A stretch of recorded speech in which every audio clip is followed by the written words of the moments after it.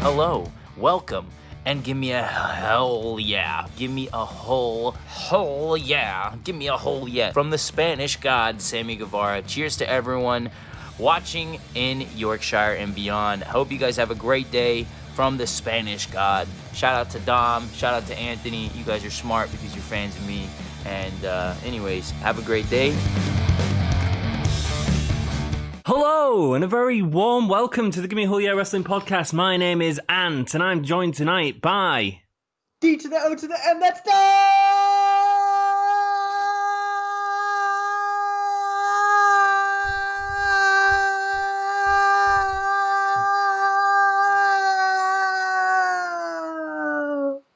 That's new. I mean, interesting. It's fine. It's cool. Well done.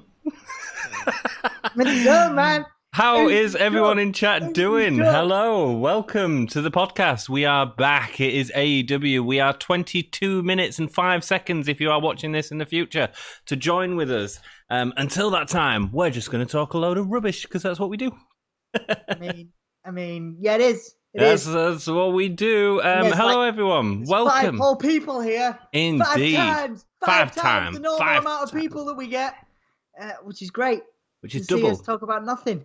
About wrestling. We have Joey. Joey has joined us. Jack has joined us. Jalen has joined us. And Jeff Adams has joined us. Cincinnati is represented by nearly 2/4 of our chat. Cool. We got Jalen as well. Yeah, I said that. We've got Jeff. Did I have a week off? Doesn't feel like I had a week off. Yeah, you weren't here last week. I struggle by myself, mate. I'm not as entertaining as you. Well, I was gonna text you like an hour ago because Emma wasn't feeling great, and I was like, "Oh man, I'm gonna leave the podcast tonight." But no, I've got dedication. Your girlfriend isn't feeling great, and you think that's an excuse to not do the podcast. I'd be using that as an excuse to get away and. Yeah, man. No, I'm a pretty dedicated partner, but there's 8 people. There's now 8 whole people here, so I am here for you guys. I'm here for you guys, and I'm here for you too, Anthony. Hello, dear. My cup of tea and my Buffy mug. Yeah. I've just noticed because I forgot that my sister bought me this, but I've got a matching coaster. How cool is that? It was wicked. I mean, it was blurry when you showed it, but it was whatever. It's cool. You Buffy. Hang on, wait. How about now? Oh, I mean, perfect. Wonderful. Joey Bellbottom says, what is happening, fellas? Hope all is well. All is great, Joey. What is happening? What is happening? Well, it's 00:40. It's 40 minutes past midnight in the UK. We are potentially facing up to a second lockdown because, we're doing a great job here. Did you see that quarter of the cases? We was up like a quarter from yesterday. Yeah. So that's good. So it looks like we're gonna be stuck inside doing more podcasts. Way! Boo, but also boo. But boo, also woo. Jack says Jack has a story to tell us. Right. I was listening to Alexa Bliss's podcast. I've never listened to Alexa Bliss's podcast. Yeah. She's got a new podcast. I've not listened to it yet, but I'm excited to. I'd check it out. She's fabulous. New podcast while doing timestamps. Not only are we both left-handed, but according to her reading, her ideal man is born on June the 17th, which is Jack's birthday. Her ideal man is also Jack. Congratulations, Jack. You've won the lottery of love. The lottery of love! I might bear you down the aisle. Then I beat all my bullies from my secondary school, metaphorically. Fabulous. That's great, Jack. Who's gonna? Did you say burn you down the aisle? No, bear. Bear. Bear, as in to bear me. Yeah. What does that even mean? Does that mean like? I don't know. I think you might be naked, like holding me or something. Is that the hour? Hey, man. I don't know what you're laughing at. You're my best man. That's what you're doing, dude. Oh, man, I've held you naked so many times. Wait. It sounds really wrong. I mean, I've comforted him when he's been hammered, and I've given him a cuddle to his bare chest. But that's about. Am I an emotional drunk? I'm not really an emotional drunk, am I? No, well, you've got emotional with me once or twice. It's brought us closer together. You do throw your wrestling figures around though. Well, that's not emotional. That's angry. Started chucking his wrestling figures. Did you lose Macho Man's hat or something? No, I've lost his glasses. I still can't find his glasses, You man. lost Macho Man's glasses because he had a wobbler and like chucked a bunch of figures around in a stress. And the day after, I blamed it on my partner, and because she was that hammered, she believed me. And I corrected him because I'm there to call you out on your BS. That's what I'm here to do on the podcast. Spiders hangovers are the worst, Danny. Yes, and that's what happened. Danny. There's a video somewhere on social media of you dancing. Like, I'm pretty sure I posted it, and I'm sure you've got your bum out. No, it was the Shawn Michaels one, and I untagged myself from it, my friend. That was a long time ago. Jeff Adams says, "What up, boys? What up?" Dom's back after his week off. Jake Holden says, "I'm doing great, Ant." Jake, it's wonderful to see you. Thank you so much for everyone for joining us. Cheers. Jack says, "I'm marrying Alexa, so I'm grand." Understandable. Does Alexa have to agree to this first, or is this like? You heard the story? What was the story? Didn't someone pay like $200? Was it in her like rate for cameo like $300? I don't know. Somebody paid that to ask her out, and she rejected them, but in a really nice way. Oh well, the best £300 that he's ever spent. It was probably Jack. Jeff Adams, what do you think they're going to do with the end of the Cassidy Lee match? No way, Brodie's dropping the belt, right? I'm just going to sort out my camera while you answer that, Dom. Nah, man, there's no way Brodie's dropping the belt. They'll just it'll go to a no contest when it Dark Order will fight best friends. Best friends need something new to do now. So I'm thinking that's the case. I'm thinking that's what's happening. There'll be a no contest. Then that's me. So yeah, where are we at? So Jalen says it's 6:40 in Florida. That's cool. Danny says morning, evening. Cody's going to return, in your opinion, dude? Cool. Oh, Cody returning would be a good end to the Derby match. That'd be clever. I reckon so, Jake. That's a good idea, that one. Nice. Her rates are 450. That's because Jack's looked into it. Jake said Jack looked into it. That's funny. Jake says Ben Carter is great. Yes, he absolutely is. He's from the UK as well. I didn't know that. Yeah, he's from New Jersey. He is amazing. He has had 3 matches now on AEW. I've watched. New Jersey. Is my geography off? Is what? New Jersey, did you say? Or is it Jersey? Jersey. I was like, sorry, New Jersey. I'm like, yeah. Jersey, I was going to say, is my geography off? Do we have one? No, it's my geography that's off, love. Yes, he is great. Me and Dom watched the Ricky Stark match together. And then he had, who was it against? Lee Johnson. Amazing. I haven't seen the full Scorpio Sky match, but I watched the highlights. Outstanding, man. He's the new AJ Styles, potentially. Or the Will Ospreay. And also a UK guy as well, getting... already endearing himself to American audiences, which is a great thing to do at this stage in his career because he must only be his early 20s. Yeah, man. Yeah, like 3 matches and each one has been brilliant. A great thing for him to do at this stage in his career as someone from the UK is to endear himself to this audience. So absolutely. Yeah, I've got such high hopes for him. Danny Hargrave says, morning, evening, mad dudes. 6:40 here in Florida. Jalen, you're joining us from the Sunshine State. It must be hot there, man.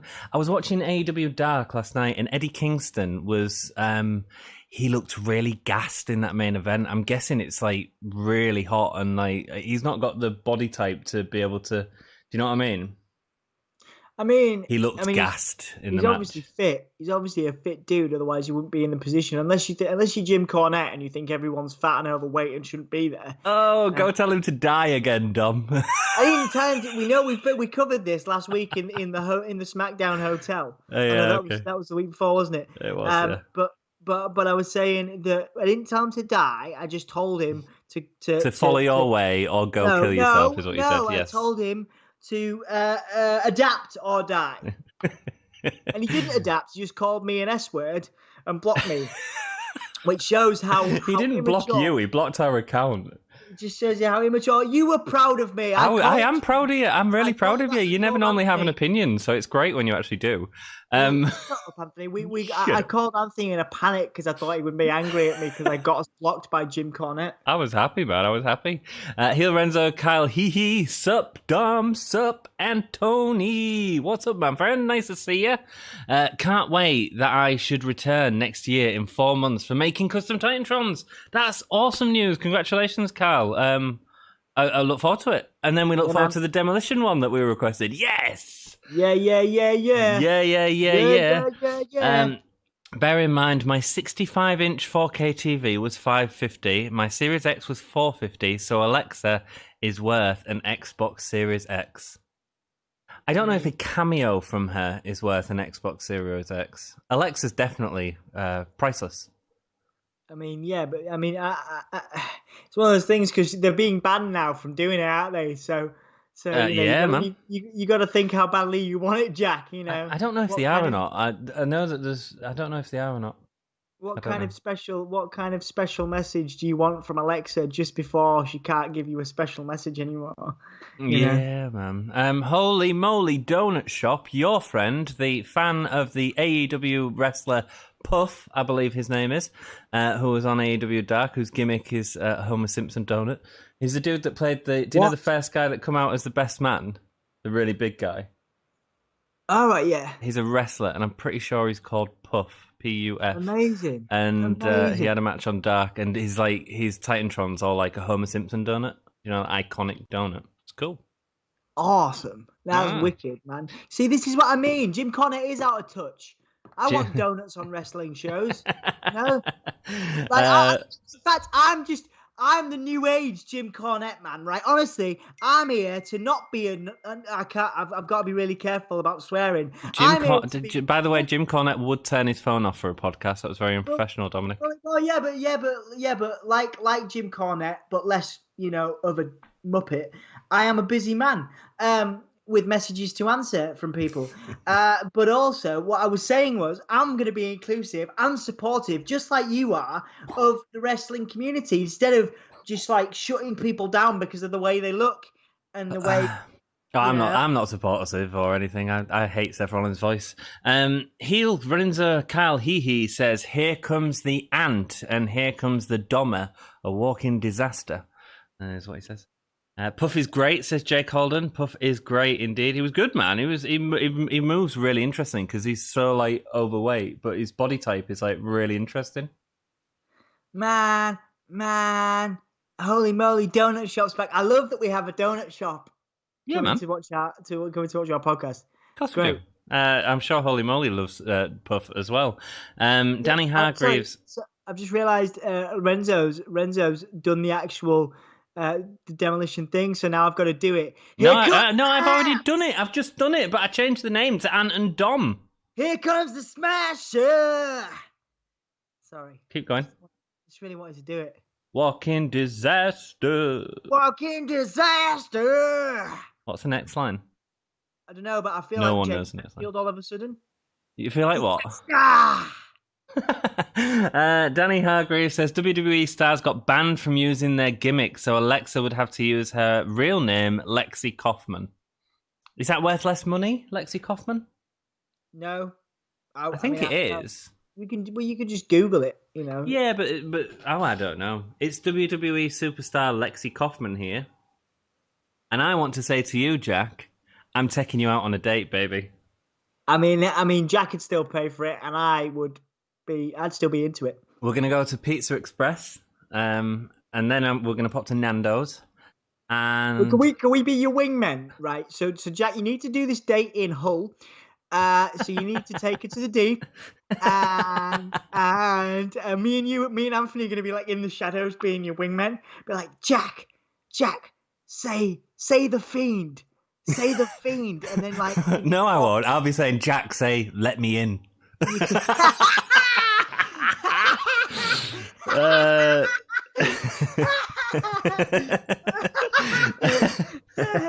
I'm so not funny. Jake Holden says Road Warriors are my favourite team ever and had my favourite tag team ever. R.I.P. Road Warrior Animal. Yeah. Indeed, man. We were supposed to mention that out of respect, and I'm sorry, I'm still giggling a little bit about the Fiend gag. But yeah, no, we were supposed to mention that at the beginning. Actually, Danny, who's one of the he comes on board for the podcast sometimes. Danny was actually the person to tell me about that. So a shout out to Danny earlier when I was in work. I was gutted to hear about Animal. Young man. I mean, he was only 60. Yeah, he was still wrestling till a couple of years ago. He was still wrestling today. Well, apart from COVID, obviously. But I know he was doing some good shoot interviews. Mm-hmm. and stuff like that. So yeah, it's Yeah, such a sad. shame. Yeah, obviously he was on Dark Side of the Ring on the Hawk episode as well last year. So yeah, really sad news. Really sad news. Did we miss something, Jeff? So Joey was wondering if you guys are into the Libertines. I'm sorry if we missed something from somebody there. So the Libertines, it's one of those things. I'm going to come across like a music snob. When we were younger, certainly sort of 2008, 2009, and that kind of vibe. Like there was a lot of buzz around the Libertines, and I quite Right, liked. you've done it twice now. Will you put your phone on silent, young man? Honestly, it's off. It's off. It just comes onto my computer. Good Um, lord. you know, because I never know when someone's going to need me, mate. So yeah, going back to your question about the Libertines, good band, great indie music, but kind of, I have to go to the older stuff for me to find enjoyment, because I know they have released some more recent stuff. So yeah, but I'm not a huge fan. I know they've done a couple of bangers that used to get played in Spiders. I mean, this is the longest answer. So my answer for you, Jeff, is no. So Joey asked the question. So I'm sorry if we missed that, Joey. I apologize. Any other bands? Any other band questions? I do love a good band related question. We do have 7 minutes till Dynamite as well. Jack says Jim was great, but Russo rants aside, his best days ended in the early Attitude Era. Yeah, I could agree with that. 97's a good point to have cut Jim off, I think. But he was great before that. Alexa, talking in your voices, lads, and you're my wingman. Amazing. I mean, that's weird that you want Lexi to talk in our voices, but I'm cool with it. Just let her in. I mean, we'll tell you what. When we go on our wrestling holiday together, our team holiday, to WrestleMania or wherever we've decided to go in about 5 years, when we can do again, or 10 years, we'll be your wingmen then too. Yeah, we go. Maybe if Alexa's still wrestling, we'll see what we can do, eh? We'll break into a dressing room for you. I mean, let's not say anything like that. That makes us look like stalkers. But dude, you've threatened to kill Jim Cornette, and you was on about killing one of the women wrestlers the other day. Jim Cornette, I just said he was out of touch. There's a big difference. I've watched my favourite Road Warrior matches today and some clips of Animal. Dude, that's a great way to pay respect. The Road Warriors were great, man. They had some really good matches and some bad matches as well, let's be perfectly honest. They were interesting. They were a really interesting team. Certainly iconic, truly iconic. And some of the great matches are outside of WWH as well. Jeff Adams says, who are your favourite bands? Jeff's are Tame Impala, Grateful Dead, and King Gizzard here. King Gizzard and the Lizard Wizard is the full name of that band. Very good. Not really too into Grateful Dead, but when I was in Boston and New Hampshire, it was a big deal when I was in college in the US. Grateful Dead were very much a hippie kind of, favorite band alongside like Fish and 311. So I've got some good memories of listening to Grateful Dead. Tame Impala, not really too into. The question is, who are your favorite bands? Let's go. Well, you go first. Go on. Big fan of Marilyn Manson, but like less of his new stuff. Big fan of Ghost at the minute, really liking Ghost. Volbeat, Lounge Kittens are a really great cover band who do lounge cover songs of a lot of heavy metal and stuff like that, which is really cool. I like Kiss, I like Black Sabbath, so all sorts really. You, Dom? Yeah, so a bunch of different bands. So I run a music publication called Soundsphere magazine, and we interview bands, and we sort of train and help young people to do the same and create opportunities in the media. So I've interviewed a lot of my heroes. So bands that I grew up on, like Incubus and Placebo, Rammstein, we've worked with, which has been great. But then I've discovered loads of really cool new bands. So there's bands like the Witches, which are great. They played actually Hull a couple of years ago and did an amazing job. There's so many. One of my favourite bands is a band called Failure, who were kind of a really big inspiration to. They don't sound anything like, but they're really inspired like Paramore and that type of band. But they're much more kind of alternative rock. Silverchair, because I grew up on grunge music and that kind of vibe. But yeah, obviously, like Anthony, we met and we bonded over Marilyn Manson and kind of bands of that ilk. So I've been able to work a little bit with Ghost, so I appreciate what Ghost are doing quite a lot. I always think Kiss are overrated, so we argue quite a bit about that.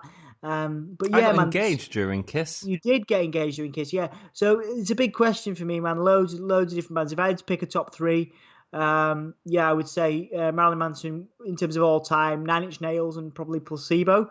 There we go. That's your answer. It took 2 minutes to get to. There's another band. I want to read comments. Go on. Every question you're taking 3 minutes over. You are doing my head in. You are taking over this podcast. I asked the question, what is the singing? And you start talking about the goddamn Grateful Dead. Just get on with it. I've got one more band and then you can talk. Please, go.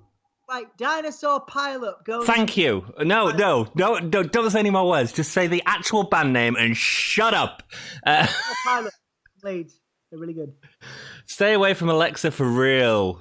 You want to freak out? Watch some of TED Talks on the future of AI. Dude, Joey, that sounds awesome. I'm going to watch some TED Talks.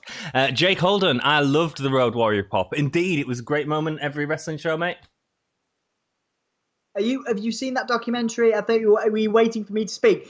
Did you see that documentary on No, because you just go on forever, so I thought I'd just cut you off. Well, stop cutting me off. Did anybody see that documentary on social media? No, I haven't watched it yet. I do want to watch it, though. The social dilemma, man, that's some frightening stuff. There was a real good one out a few years ago, actually, about stuff like that. But it was more about how they're using social media in politics. Which right, shut up. It's 2 minutes to Dynamite. Shut up. No. I actually just I give a clear, concise answer, Dom, as opposed to talking a load of rubbish like you do, my dear. Tonight's going to be a fun show, I can tell. Is Dom still talking about dick, balls, and the Dark Order? And join the Dark Order. Dom's talking a lot of balls this evening. An R.I.P. animal, a true legend in wrestling. Absolutely. But welcome to hello, best of wrestling hands. Join the Dark Order. I'm so flabbergasted. I need to blow my nose with a wet wipe. There you go. What, over Road Warrior's death? That's a horrible thing to say. Flabbergasted means tired. Well, it can mean tired. Come on. Okay, Danny Hargreaves, I've had my monster for the night to keep me away. Awesome, dude. That's brilliant. Go on, lad. Dom knows what he's talking about with King Jizz. King Gizzard, Anthony. Respect her. You would like them, actually. I think you should give them a try. Oh, one of my favourite bands, obviously, that I didn't say. Wednesday 13, Frankenstein Drag Queens from Planet 13, and Murder Dolls, and all that sort of stuff. I mean, they don't sound too much like them, but give them a try. No, they're nothing like that. But I just thought I'd say I forgot that. I've got a tattoo of that on my arm. It's a really crap tattoo. Yes. Would you like to see my tattoo? It looks like oh god, that's hairy, man. That is hairy. That's what she said. It's his signature. There's a story behind that. I'll tell you about it one day if someone asks. Jack says, I stretched a muscle at the gym today, so I'm sat a lot. Sorry. We are 22 seconds away from Dynamite, apparently. Jack, which muscle did you stretch, Jack? Thinking about Alexei, I think we know which one it was. Big fan of Herb Albert and his Tijuana Brass. Very cool. Jake Holden says, my favourite bands of all time, Nirvana, Motley Crue, big Motley Crue fan, Sex Pistols, absolutely, Bodies, I'm not an animal, Sabbath and Motorhead. I was at the very last Black Sabbath gig, which was really cool. AEW looks like it's about to start. No, dude, they're nearly dead, man. It's not going to do any more. The Daily Dan blog, welcome, greetings, thank you so much for joining us, dude. Hey. That's nice. We're getting a Road Warrior animal sign, which looks vaguely similar to the one I made for the Gimme a Whole Year Twitter. Indeed. You can find that. Where can you find our Twitter? We know they watch. Yeah, we know they watch our podcast because they did come on. That's another highlight of our streaming career. Yes, they have joined us one night for our podcast that you was doing. Indeed. Just me in the wrestling kitchen. Just you and the wrestling kitchen. I need to start my volume. Very good.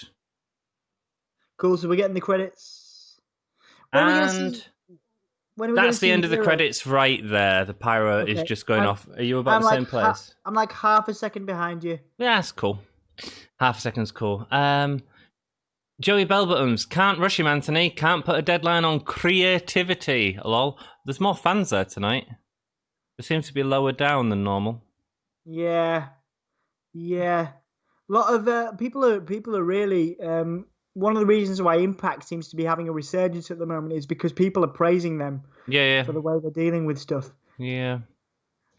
No, I know I can't, Joey. I'm sorry, mate. It's my fault. Dom, you may speak as long as you want this evening. Is that a guy in an Everton t-shirt? I'm sure I just saw a guy in an Everton shirt. There's a blue shirt. I didn't see it, to be honest.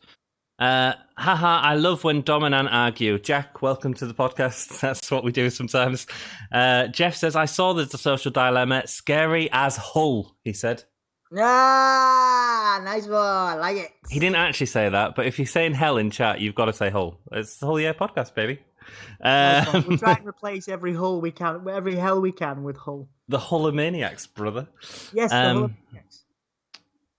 Penelope's in the ring with a microphone. Yes, disturbing, says Jack. I I really like Bikini Kill and the Ramones. I don't know Bikini Kill, but the Ramones are cool.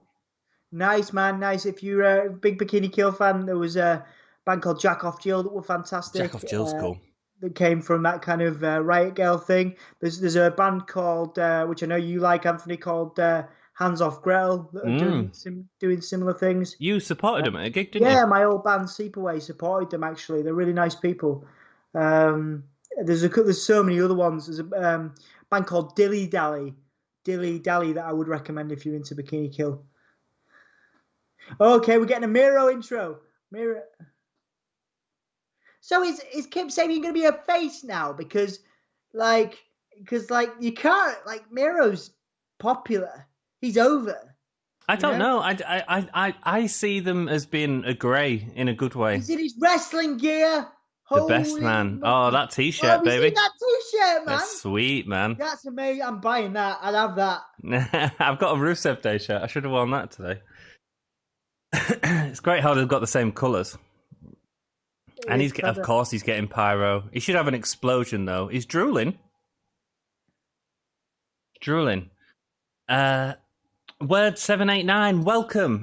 Where is Gold Dust? Dustin? I don't know, mate. I don't know. Oh, man, Danny's starting the game again. Danny, no. It nearly ruptured the Gimme a Whole Year Wrestling podcast when we did this last time. I rewatched that, and that is hilarious. For those of you that didn't see it, on our Raw review, Dom decided that he wanted to kill one of the female wrestlers, and got really upset about it as I was winding him up. On the Raw one, it was during the women's tag team match. Check it out. It's really funny. It's really worth a watch. I did not say kill. It was my favourite tag team and Jim Cornette's least favourite tag team, but nobody gives up what Jim Cornette says. Joey Janela and Sonny Kiss. Oh, man, they're going to be completely destroyed, aren't they?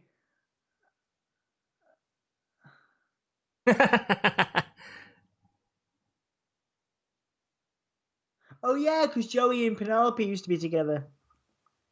Yeah. They feuded in the past.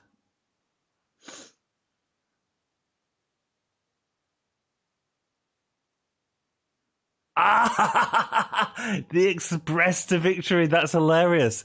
So, I don't know if you've listened to Jim Cornette's recent podcast, Tom, but apparently Joey's been winding him up on Twitter, saying that you're going to start using the name The Midnight Express for him and Sonny Kiss, which is obviously Jim Cornette's old thing. Now, Jim Cornette owns the trademark, so that's not going to happen.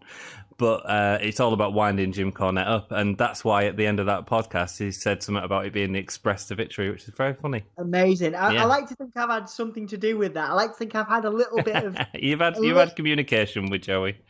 Jim Cornette did mention us as a load of idiot podcasts. Cool. Did he? I didn't see it. He didn't mention us specifically, but he said a load of idiot podcasts, which I'd assume means us. Hey, I still, cool, fine. Absolutely. I don't lose sleep on what Jim Cornette says. He's old and out of touch, and needs to grow up. Here we go. This is Miro's first match. This is cool. It's such a shame that Sonny Kiss and Joey Janela are going to get completely fed to Miro. Oh, it's all good. Yeah, in theory, the heels, but it's more fun heel, I guess, isn't it? And to be honest, Rusev is a wonderful heel anyway. Oh, the teasing. They are being heels. Cool. Let's go back to your comments. Stretch your muscles in your chest. Our tattoos are in the same place. Mine says Wiz. Classy by AEW. Which part? Jeff Adams, we're about to get Miro's in-ring debut. Indeed we are. Not quite, buddy. Not quite yet. Not yet. We'll get it soon. Song Mario avoid. Penelope, Brandy, leave Bates, go. Penelope, Brandy, and Lever Bates, Dom. Snog, Mario, avoid. Dude. Avoid Lever Bates. Snog, Penelope, and marry Brandy. I'm exactly the same, yeah. There you go, Danny. Well played. Jeff Adams, Cornets. Yeah, I'm exactly the same. No, Danny, go on then. You've got to say yours. What do you mean? Well, Danny's got to give us his. Okay. Cornet's loving this. Yes, he will be. This isn't just our podcast. This is your podcast. You're part of the family. Whatever, you whatever question you ask us, you guys have to answer. There we go. Jeff just answers, I'm marrying Brit. Simple. Jack says, I'm not really a Herb Albert fan. Beatles, U2 in 90s, REM before 2003, Guns N' Roses until Use Your Illusion, and Metallica. And Miro is in the ring. Overrated. Love U2. REM you love U2? Yeah, early 90s. Yeah, 90s U2. Nah. I'm a beautiful South boy. Word 789. I like the depth of field that Dom uses. Wait, what? You said you were a beautiful South boy. What, did they have some kind of weird rivalry or something? No, just like they just remind me of U2, but they're just U2 really better than U2. Yeah, man, but there was 10 million times better than U2. What, Beautiful South? If nobody knows, I still like U2, but I think Beautiful South are amazing. Yeah. If nobody knows Beautiful South, they are probably our greatest musical export. I would say our city's greatest musical export, and they're amazing, beautiful band. I think they're split now between. I think a lot of them have moved out of Hull. There's two separate bands going at the minute. There's the South, and there's Paul Heaton with Jackie Abbott. And I've worked with both of them. Are they nice people? Yeah, fine. Yeah, I've heard different things about Paul Heaton and how he is with people. I've not worked that closely with Paul. Like I've worked with his crew more than anything. So, what a wonderful life it must be to have your own crew. Yes. Think we'll ever get there, Anthony? We'll have a crew. We've got a crew. We've got moderator Jack. We've got the Hullamaniacs. The Hullamaniacs, baby. So, Miro's in the ring. Yeah, Miro's been destroying people. Yeah, he's been crushing them. Yeah, but it's been a bit. Do you think it's been a bit slow when he's been in? Yeah, it's a bit methodical. It is. I mean, he's a power guy, so I get it, but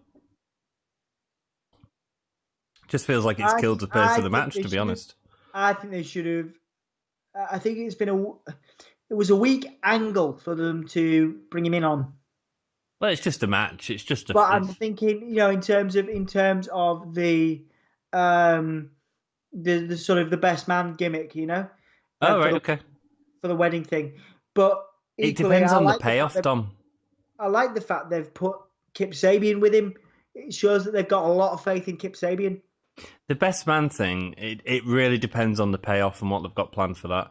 If they have a wedding at the next pay-per-view and it turns out to be this iconic, hilarious moment or whatever it is, or violent moment or whatever, that's classic wrestling, mate. Macho, Jake the Snake, Elizabeth, that sort of stuff. You know what I mean? It's classic, man.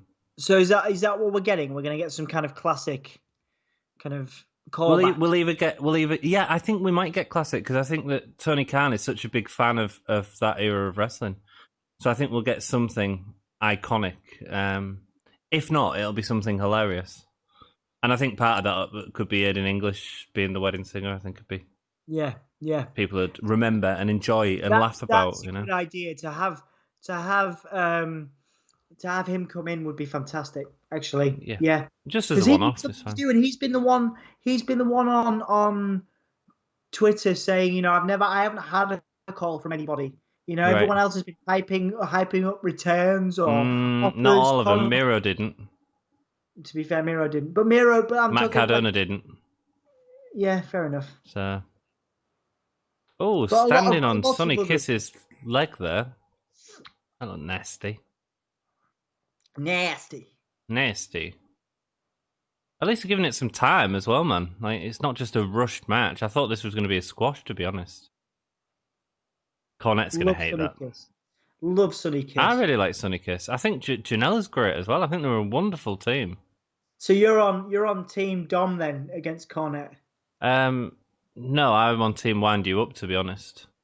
It's fine. I do think that Sonny needs to work on. There's some stalling stuff that she does. That's because she's so smooth when she's gliding into these different spots and stuff. But there's times where there's a little break between getting to it, and I think that she just needs to find them links. Oh, Miro's tweaked his leg. Has he actually? Well, I don't know. I think he's faking it. He could be faking it. Look at Joey, man. Joey's feeling it. Yeah, I'd say it's got to be a work if he's back up now. Yeah, he's still sewing the leg.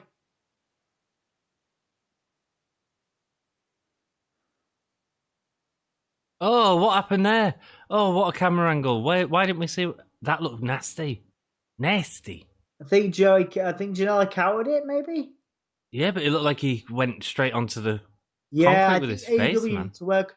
I think they need to work on their camera angles a bit. I agree. Sometimes this has got real messy. What's gone on? Yeah. Joey just sort of flopped onto Smiro there. Yeah, no, he's just working his ankle. Early 90s Zupra and Achtung Baby are great albums, worth plays. Cool. Danny Hargreaves, I'd avoid Penelope. Avoid Penelope. Snog Brandy and marry Lever because of the hair. Yeah. Danny's got some good hair, some similar hair. Our lass has got blue hair. Miro is slowing the pace. I thought that, Jack. I thought that, and I thought that bit on the outside was really messy, actually. So he's still selling the ankle. Oh no, he's not. No, he's not. No, he's not. He's fine. He's faking it. Yeah. Oh. Big tick to Janela. Yeah. Wow. I wonder if we've gone to break in the US, actually. Yeah, maybe. No Calamite kiss. Boot from Miro tagged in. Oh, Sonny goes for Sabian. Oh, Sonny's going for both of them. And sloppy lung blower thing, but Joey gets a save. This is really going on. I'm really impressed. I don't know if it's good for Miro, but Joey's like proper selling for Miro, like how afraid he is. Oh, that was bad. What is? I tell you what it is, mate. It's the heat. I was watching Dark yesterday, and you could see like the heat is really affecting some of them. There's that kick. Rusev used to use that like that. Yeah, he did. Yeah. Yeah, I don't know, man. Maybe we shouldn't be so hard on him. Maybe it is the heat. I think it's the heat, mate. It looks really. You can be hard. You can because they need to resolve it if that's an issue. And there we go. He's got his old Cobra clutch for the camel clutch. Sorry. JR was like, he called it the accolade. Now he calls it game over. He was waiting for Excalibur to help him out there. Miro slowing the pace, yes. No wrestler wedding is routine. So exactly. And it can be great or it can be rubbish, but I trust AEW enough to think it's going to be great, or I hope it will be. Jeff Adams, Miro looks like he's really enjoying himself. Yeah. He also looks a bit lethargic, but again, I think it's the heat. Heard the wedding will be on Miro Day. I heard it's going to be on Miro Day as well, Dom. Yeah, I think it is. So he's really working the heel thing. Like it. Yeah, they're definitely heels, aren't they? Yeah, he's just sold the finisher move. Game over, he says. Well, that works with his Twitch, doesn't it? Yeah. This ain't looking good. Am I getting worked, or is Miro actually hurt? Miro's not hurt. No. I'll be honest, I thought he was, so... Yeah. Danny says, I think Janela is a massively underrated talent. I got into this debate with Jim Cornette, Danny. That's why Danny was like, Jim Cornette argued against Joey Janela and I argued for him. And Joey Janela retweeted and commented, and that's how I got blocked by Jim Cornette.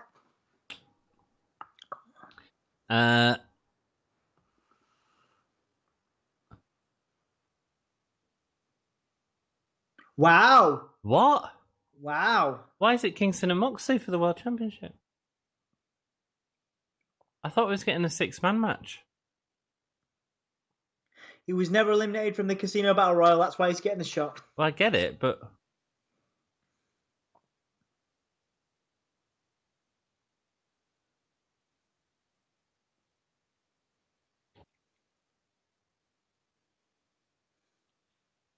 I'm not looking forward to that, I'll be honest with you.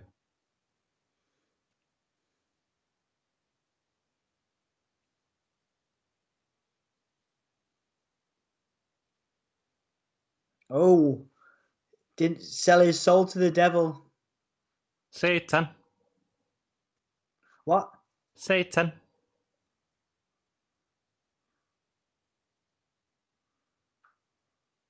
Oh, wow.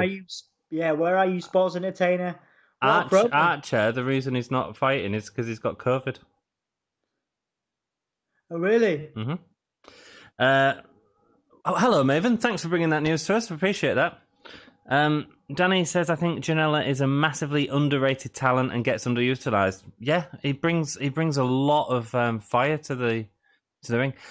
I mean, what a clever shift they've made to put it against Kingston, because story-wise, it makes sense perfectly, doesn't it? Yeah, clever.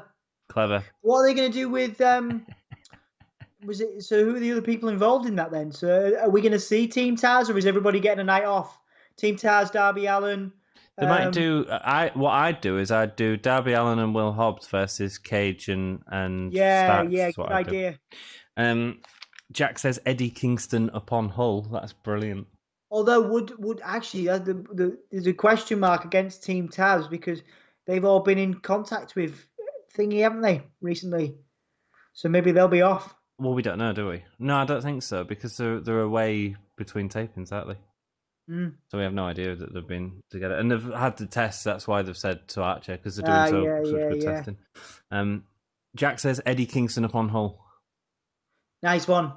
We should do like Top Trumps. Do you remember Top Trumps, the cards? Yes. And we should have cards for different wrestlers, you know. Yeah, I don't know. There's probably some copyright issues there. I think massive copyrights, my dude. Yes, Maven, lovely to see you. Thank you for sending me that video. I'm going to share that on Friday, actually. Jack McMorrow, love that. Yeah, it's hilarious. Guessing the 6-man tag was cancelled due to a positive COVID test. Yeah, Maven just come into the chat and said it was Archer. And Maven's got her sauces, baby. Someone on the fight chat saying he didn't catch it directly, but he was in contact. But I always trust Maven as a source. So. Absolutely, she's our sauce. Tight jeans alert on ponytail denim. Who was that, Joey? Yeah, I was going to say we missed that because I'm pretty sure I was like Moxley does not have a ponytail and Eddie Kingston certainly doesn't. I'll be honest though, after seeing Kingston on Dark last night, he looked so gassed, mate. And look, it might be the weather, like the heat there, and I respect that. But he looked really gassed. Did it affect the? So did you not enjoy the match because of that? Who was he against? He was doing all the work. No, I didn't enjoy the match because of that. My infusion was great. Oh yeah, of course you had your infusion today, Maven. I'm glad to hear it went good. Yeah, welcome. Good to see you. Good to have you afterwards. I'm glad you're here. She had to get poked 3 times. Well, if you're scared of needles, Maven's not the person to. Well, Maven can't be afraid of needles. She must be. Oh, I tell you what reminded me of that while we're on the break. I watched the first episode of that TV show. Oh, did you enjoy it? Yeah, Ratched. Missy. What was it? Nurse Ratched. Yeah, man, with the old school lobotomy thing. Whoa, in the eyes. Yeah. Talk about needles, man. I can't believe that stuff went down. You know. Yeah, I know, right? Maybe they could fix us if they give us a lobotomy, Tom. What's that? Maybe they could fix us. I don't know, mate. I don't know. Joey says one of the guys separating Mox and Kingston. We missed it, mate. Sorry, dude. Yeah, we missed that. Thanks for letting us know, Joey. We'll go back and watch it at some point. Oh, that'll be a nice tag team match. Shida and Thunder Rosa versus Diamante and Ivelisse. Have you watched last week's Dynamite yet? Because you said you was going to, but you haven't, have you? I didn't do it, man. I will do. You wait. Ivelisse and Thunder Rosa were shoot fighting last week. It was brilliant. I heard that, actually. Yeah, I heard they good. were. What's the deal with that? Is there anything behind it? I don't know. Wow, Hangman Page versus Evil Uno. Oh, we know who's winning that. EE poking sucks like my vacuum cleaner. Okay. Why? What's EE poking? Oh, it's Kenny. Is Kenny joining commentary again? Man, Evil Uno versus Hangman promises to be good. This is a good card, guys. Do you reckon? I don't know. I don't know if it'll be any good or not. What, you mean, what? Evil Uno is one of the most improved wrestlers of the year. Really? Hangman. Yeah, I think Uno's great. You and I have both talked about how good Uno is. I think he's all right. I don't think he's great. I think he's good. He said on his Twitter that he tested positive. Well, good for him, man. Good that he can just like go onto Twitter and do it, because you couldn't do that in a certain other company, could you? The land of sports entertainers. No, but the thing is, like, it's nothing to be like to hide or be ashamed of. It's a fact, and like, you know, the programmings have to change because of it. Why try and make up some rubbish about it and just say, look, this thing's going around the world right now. This has happened. We're keeping people safe. I understand that, don't you? Yeah, absolutely. You know what I mean? My hand and arms are sore now. Well, I hope you feel better soon, Mini M. I used to be deathly afraid of needles, not so much now. Well, that's probably because you've been so used to them, dear. Last week's match was brutal AF. They both went into business for themselves. Yes, and it was great, and I can't wait for the tag match tonight. The cleaner is on commentary, says Jeff. Well, but Colt Boom Boom Cabana with his Dark Order attire. Is he an official member yet? Yeah. They'll do a breakup thing with him eventually. They'll just bully him. Evil Uno's been supporting him a lot, though, hasn't he? My girls are barking a lot. Sorry. It's all right. Squeaking. I love, honestly, Uno's. I think he's great. I think he's good, yeah. Am I liking Omega on commentary for Page's matches? Yeah, I might be a bit quieter during this, but yeah, he's great. He was really good last week. I like the way he just walked off and didn't say out as we all expected him to. It subverted expectation.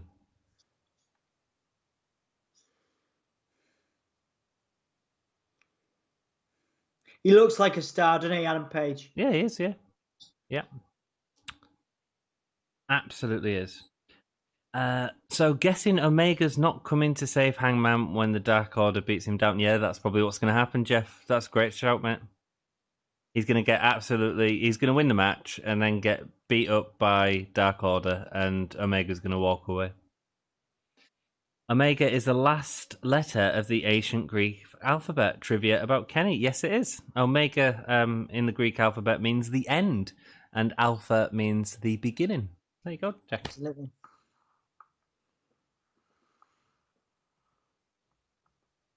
The tag team part of Omega is dead. It's gone. Just move on. I'm really enjoying him on comment. I think he's he's going more heel by the day, isn't he, Omega? I just love the subtlety of it. I didn't like it at first. I was really like, I just want to see that big breakup, and now I'm just enjoying this sort of slow burn. Mm. And we're not going to get the full heel from either of them, and I don't even know which way it's going to go, and I enjoy that. You're not going to get that until the first anniversary show.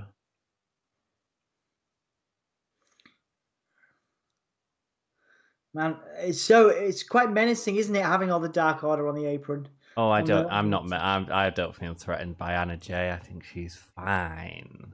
That's not what we're talking about, is it, Anthony? And We're are not you here. really threatened by Silver, who keeps getting beat up by Paper? That's great. I like him. Being the Elite was really funny. He got beat up by Sue. Yeah, I did see that. Yeah, Trent's mum. yeah, it was like Sue. Yeah.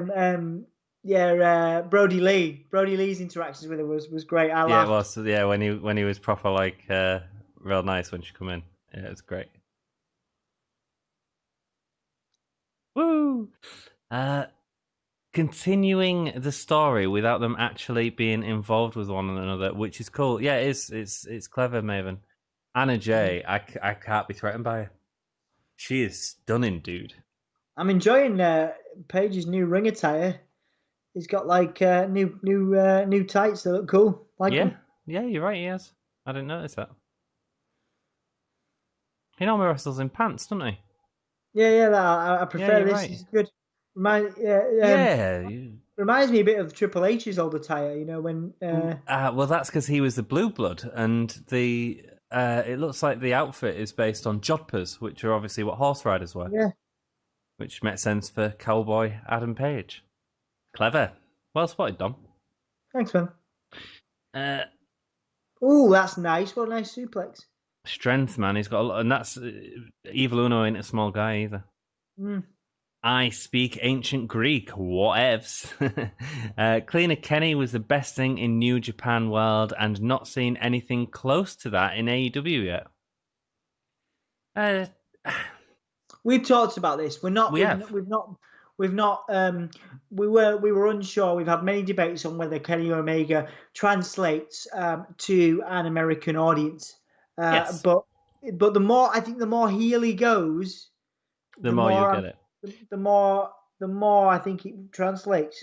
And the interesting thing, Danny, is like our favourite matches from the past 4 pay-per-views have all involved Kenny Omega, and even when we weren't big fans, which was funny, it was actually a bit of a realization for us both, wasn't it? Yeah, that even though we were saying all this quite negative stuff, to be honest, about how he's Omega. not the cleaner yet. Yeah, but actually, we were kind of negative about him, his facial expressions, his vibe. You know, we were like, but then actually, when it came down to talking about your favorite matches from pay-per-views, they were all Kenny Omega matches. Which is interesting, actually. So we own up to our mistakes on this podcast. We do. Oh.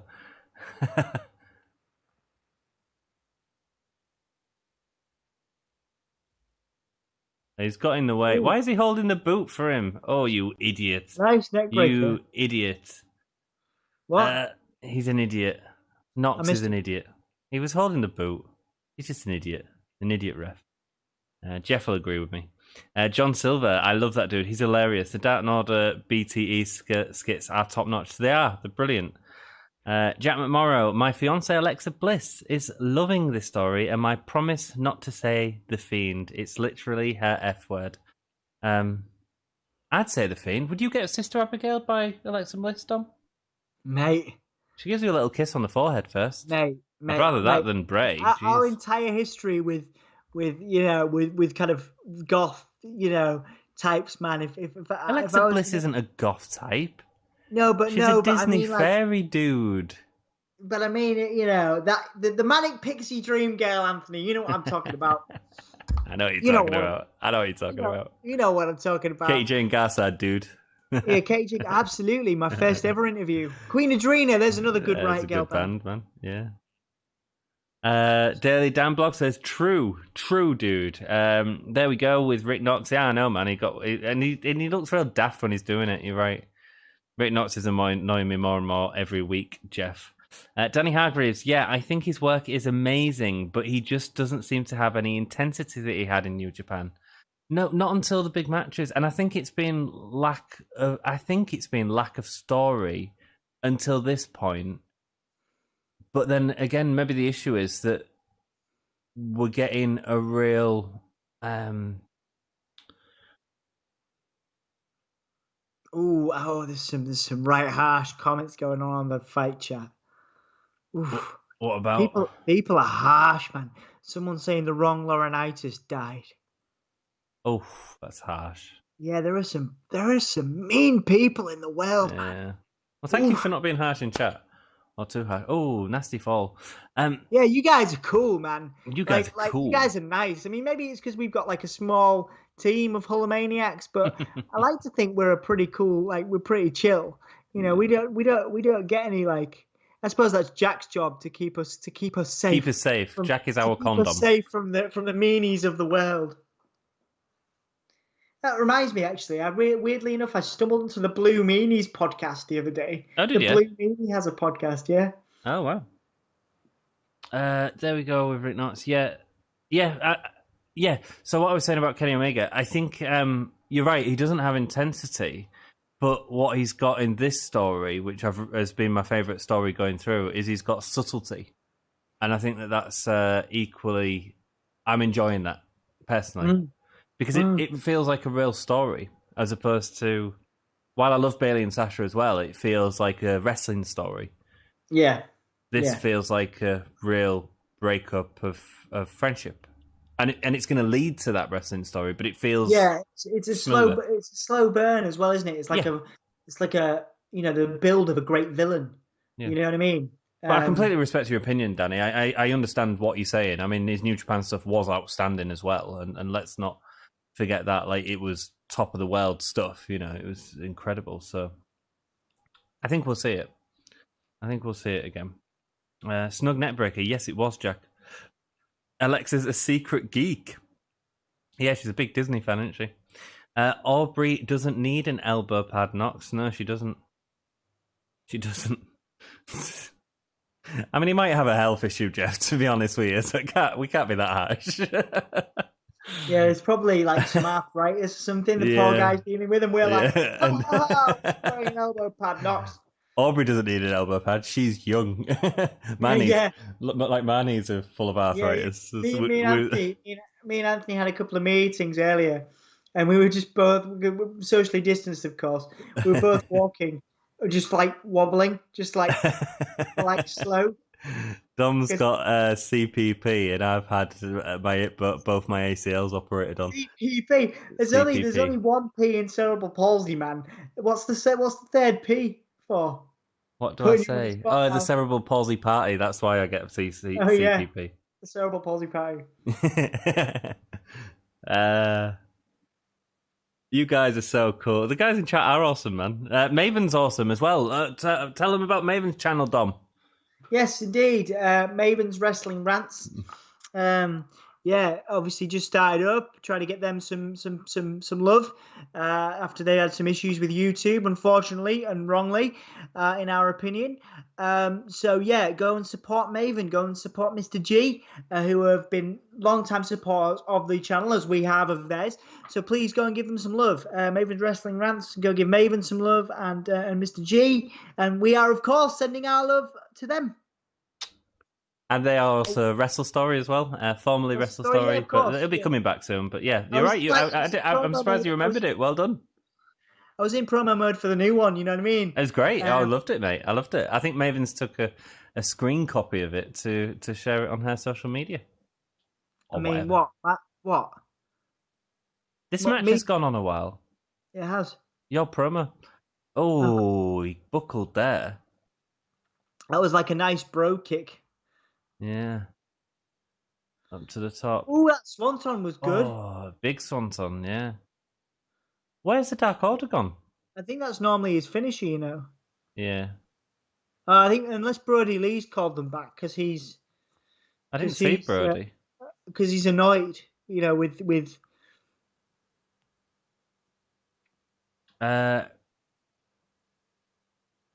I'm a Johnny. My middle name is John too. Yes, you are the Johnny of the Gimme Hull Wrestling podcast. Thank you, Jack, for keeping us safe. Ref probably trying not to get a staph infection with the elbow pad. Yeah, maybe. Moxley had one. Cool. Jack started a new Twitter. That's good, man. He has, yeah. He tweeted us today. Good. Aubrey could pin me any time, says Danny. Agreed. Can we retweet you now, Jack? You had your tweets locked, didn't you? So he's got a completely new Twitter. Yeah, I know, but that's what I mean. That's what I mean with the new one. Maybe we can like retweet some of your stuff on the Gimme a Hole Yeah podcast. There you go. He did a video today, which I've not watched yet. I need to watch that, Jack.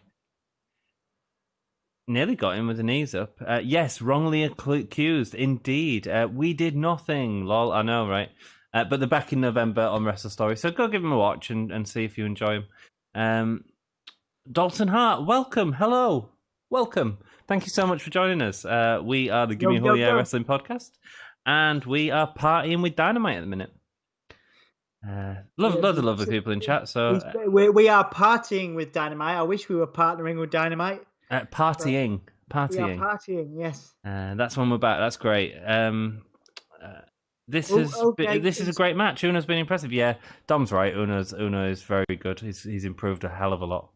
And then we got the Buckshot Lariat and 3. Oh, Buckshot Lariat, it doesn't get kicked out of. It's great. Reminds me of the elbow. Bam. You know, the Styles elbow. Oh, yeah. Yeah, but that gets kicked out of, doesn't it? We will literally be back on the day of Survivor Series. Well, that's a nice celebration for you, at least, Maven. Awesome. Yeah, Knox is making his case for him at this point. Indeed, he is. Dom, do the light train.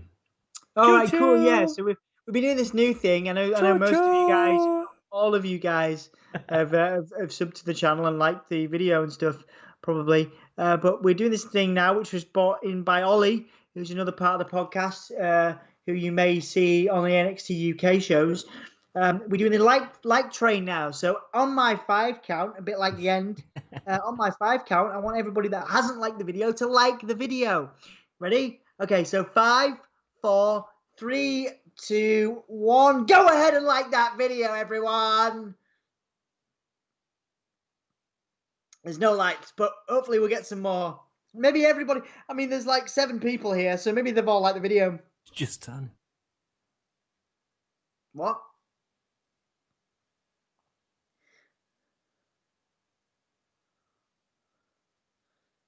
Buck's acting out of character, out of line.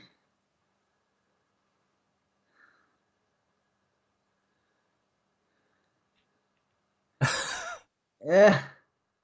Never super kick Mike Posey. Hey, we've got one more like on the like train. Good. Thanks, guys.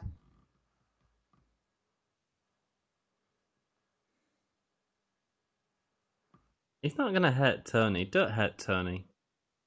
Yeah, not Tony. Tony's too old, man. I don't want to... They're saying that they're going to do better or try and be better.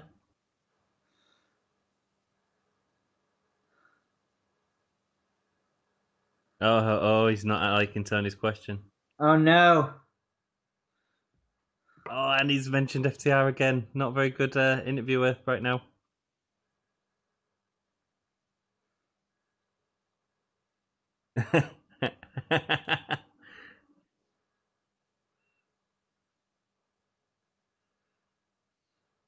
He's going to break his phone.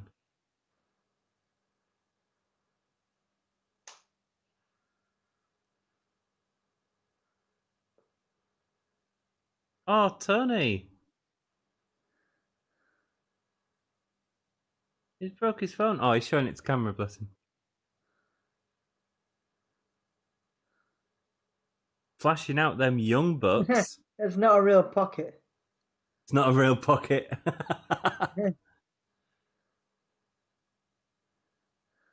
I'm quite liking it. I'm quite liking the gimmick thing of just I'm gonna go. I'm gonna say something controversial. Anthony knows this, and Wrestle Story will know this. I have not been a fan of the Bucks at all. I don't like the gimmick. I think the matches are too gimmicky. But I'm quite enjoying the heel promos, man. Oh, wonderful, man! Like really subtle and really fun, man. And like the whole Bucks thing, because obviously Bucks is money. Them just throwing around cash to get away with things is really enjoyable. Yeah. Good stuff. I'll tweet out to Tony Schiavone, but he won't see it because his phone's broke. Yeah. There you go, Yeah. Maven. Tweet out to Tony Schiavone saying, "I wish you could see this, but your phone's broke." He'll like it, I tell you. We will be back on the day of 20. Watch it. I've got 25 views somehow for me. Views. Congratulations, man. Because you said That's sex like in the title, Jack. You said sex in the title. That's why. Yeah. Was it X sex? Yeah, X-sex, clever. yes. Very Clever. good. We should do that. What was it, in a toilet or something? He recorded it in his bathroom. I haven't watched it. I saw the start of it and give you a like, supporting I'm gonna watch. Yeah, I'm gonna watch it, man. I'll watch it from my personal account. I watch all of your stuff, my friend. November the 22nd. Good. It's like a Waterloo and City Line style like train. Yeah. Jeff's loving the new book, the heel books. I am too, mate. I really am. Yeah, man. Me too. And I've not been a huge fan of them at all. Danny says he'll sell Tony a new phone. As we know, Danny is Dom's phone dealer. Yes, my phone dealer. Danny could sell me anything. I'll buy anything from Danny. He's cool. He's cool as. Ooh, I nearly. You nearly went, didn't you? I've got a real shiny forehead tonight. What That's proper harsh. What's wrong with my forehead? I've got a shiny. Oh, you have as well, yeah.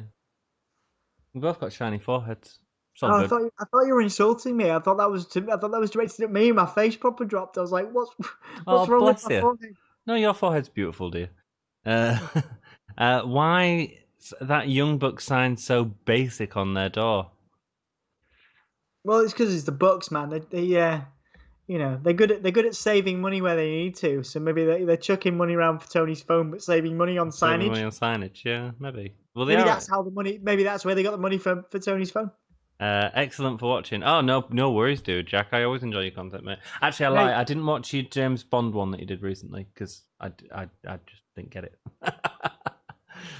So. Interesting. I don't know whether this is a thing. I'd keep an eye on the fight chat. Yeah. But then this goes against Maven again, so I'm not sure. But just for while we're on the break, apparently, Lance.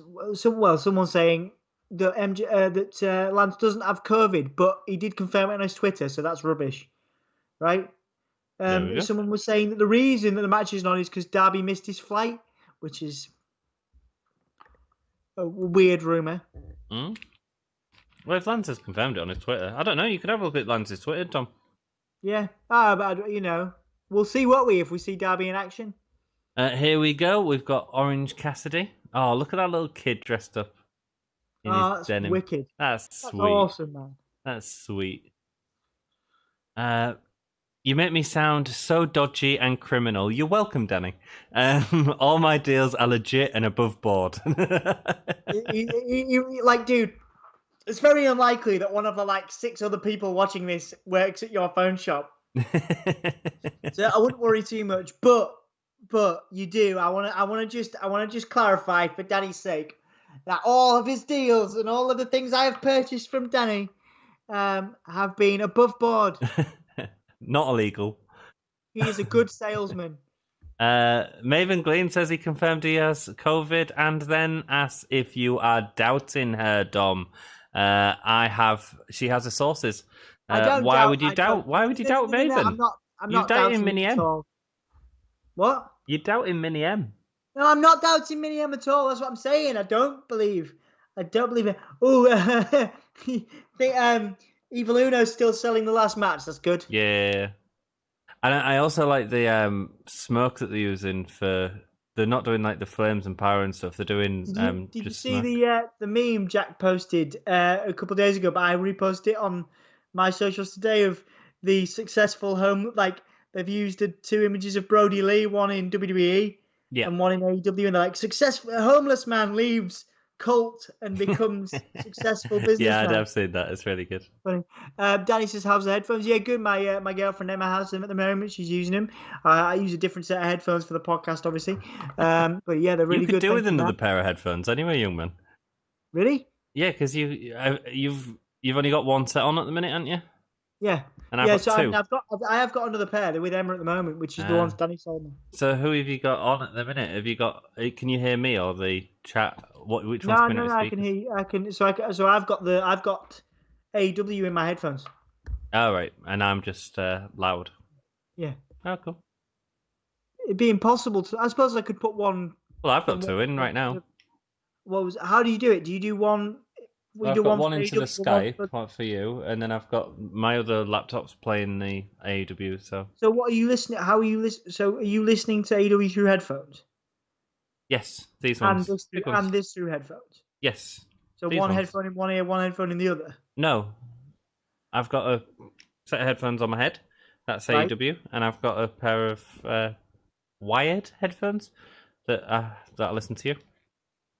Okay. Sometimes I take them out to try and listen to a promo or whatever.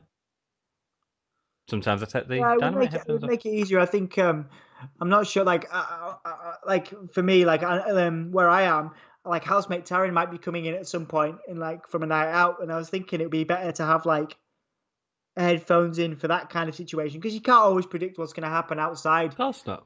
of the podcast. So yeah, But people are understanding, man. I mean, we're filming these yeah. from our houses. You know what I mean? Oh man, like yeah, absolutely. People have been really understanding. Like, Well, they have, yeah. is John Oh, Silver? John Silver is destroying that denim jacket. Oh, look at him! He is so strong. Oh, he just dumped his t-shirt on his head. And he sold the t-shirt. And he's killing the t-shirt. Mr. Brodie Lee does not look impressed. He's not care. He don't care. Oh no, he's not impressed. John Silver's gonna die.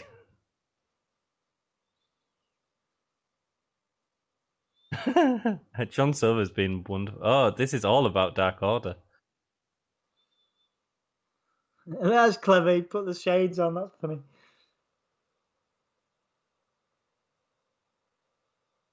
Yeah, Orange Cassidy not giving a flip.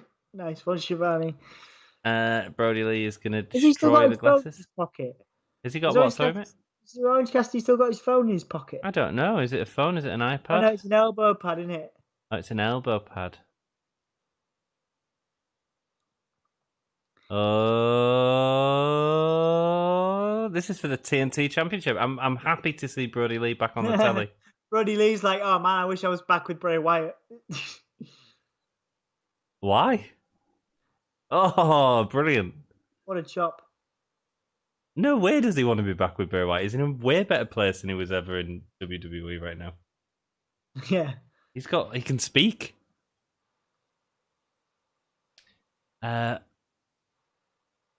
Lance Archer, thought you meant Captain Jonathan Archer from Star Trek Enterprise. OC versus Brodie Lee, fun. Yeah, it should be, man. It should be. Thank you for choosing to watch it with us as well.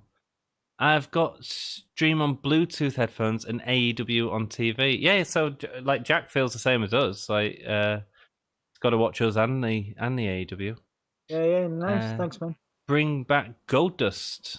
Yeah, Goldust would be cool. Well, Dustin would be cool. Dustin, yeah. I'm not sure. Legally, I'm not sure they could do. I'm assuming Goldust is still the property. Yeah, it will be.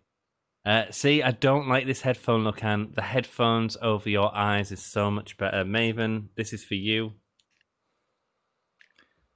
Go. It did look cool, actually. I quite liked it. Cool. Your headphone. You look like some kind of futuristic, Muppet. like cyberpunk thing. Yeah. Danny says, I miss that look on Anne. Everyone apparently likes me wearing my headphones like a plonker. Hang on. Oh, it's like a monobrow. I'm trying to get them over my eyes. Keep going.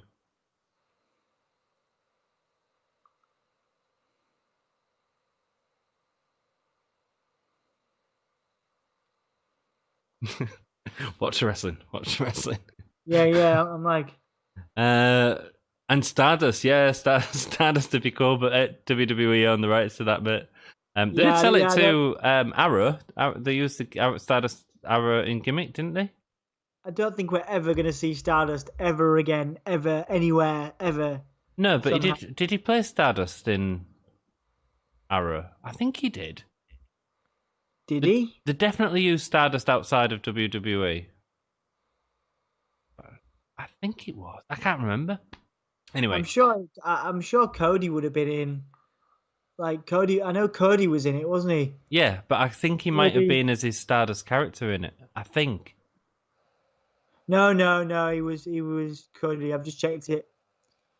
He was Derek Sampson in the fifth and seventh seasons of Arrow. Right. Okay. He did some promo stuff with what's his name? He wrestled. Poor Orange Cassidy. I feel like Orange Cassidy's getting no offense here. Brodie's not happy with Silver. Yeah, he's just chucking Silver about. What's the future for Silver? Do you think he's gonna leave? Do you think he's gonna have a singles run of his own? Think he's gonna fight Brodie Lee at some point? I don't know. Yeah, probably. So we've just got a couple more people in. Well, Dark Order's not going to last forever, is it? No, true. No. Just got a couple more people in. If you've not subscribed to the channel, please do. If you've not liked the video, please do. We appreciate it. Bossman we're going to a break. We're going to break in the US, so we're going to get some sleeper stuff. So, how are you guys enjoying the show? Poor Bray Wyatt. His family left him. They did word 789. He did. Cassidy's sloth style is back, indeed. I think Bray Wyatt's doing fine. Amazing. Jumping with hands in your pockets is so dangerous. Yeah, man. I mean, it is like people don't realize. I don't think people respect that you can't break your fall when you've done stuff like that, and it is actually quite dangerous. You look like a cyberpunk jogger with a headband. Thanks, word 789. And your eye headphones remind me of Geordie from Star Trek: The Next Generation. Not that cool, but I will get some silver lines put on it for you, Jack. Stephen Amell, thank you, word 789. He did some promo stuff with Stephen Amell outside of WWE as Stardust. Right. Cody is fairly much the Uber geek. Maybe a TV show, isn't it? No, it was. What's going on here, Dom? What do you mean? Is Cassidy winning this? No. But he's getting demolished. Well, yeah, but look at Brodie Lee demolishing Cody Rhodes the other week. No, but Orange Cassidy's getting... No, Cody Rhodes got offense in. Dustin Rhodes got a bit of... Well, not much. Cody Rhodes did not get Orange Cassidy's just come out of a feud with Jericho. Dustin Rhodes got more offense in than Cody did. Yeah, I suppose he did, actually. But Orange Cassidy's just come out of a feud with Jericho where he beat Jericho and he's getting demolished by Brodie Lee. Like, no fight whatsoever. Brodie sucks chance. Oh, that's cool. Getting some good hit. Maybe it's just to get some big proper heel heat. Yeah, man, he's dominating. He is dominating, man. He's not winning. Cassidy's not winning this. Yeah, but he's not had anything. And by that rule in a wrestling match, normally means they come out with a sneak win. Mm. Do you know what I mean? Orange Cassidy ain't a jobber. No. Not at the minute, not anymore. Look at the sweat on him, man. It is so hot there, man. Yeah, it must be so hot. I know it was kind of teased, but do you think Broken Matt would have been better for the leader of Dark Order? I mean, that was teased, man, and potentially it would have given him something to do. Obviously, I think Matt has a slight issue with the fact that there's not too much. He's not doing a lot at the moment, and none of his AEW stuff's really gotten to where he wants it to be. I think he's talked to Chris Van Vliet about that just in brief. Yeah, he did. Yeah. But yeah, I think he would have been good, but I think Brodie Lee needed it more. Matt was always going to be a huge star no matter what happened. He was always going to be one of the faces of the brand. And I don't think that Matt actually works with the Dark Order. I think Matt is or even Broken Matt is chaos. And I don't think Dark Order are chaos. They're organized cult. Do you know what I mean? Yeah. Yeah. And actually, I think Brodie Lee's strength is just that, and I think that's why Dark Order have become like a Jesus Christ. You make a good point there, dude. Absolutely. I much prefer Brodie Lee. Brodie Lee for the leader of this group is great.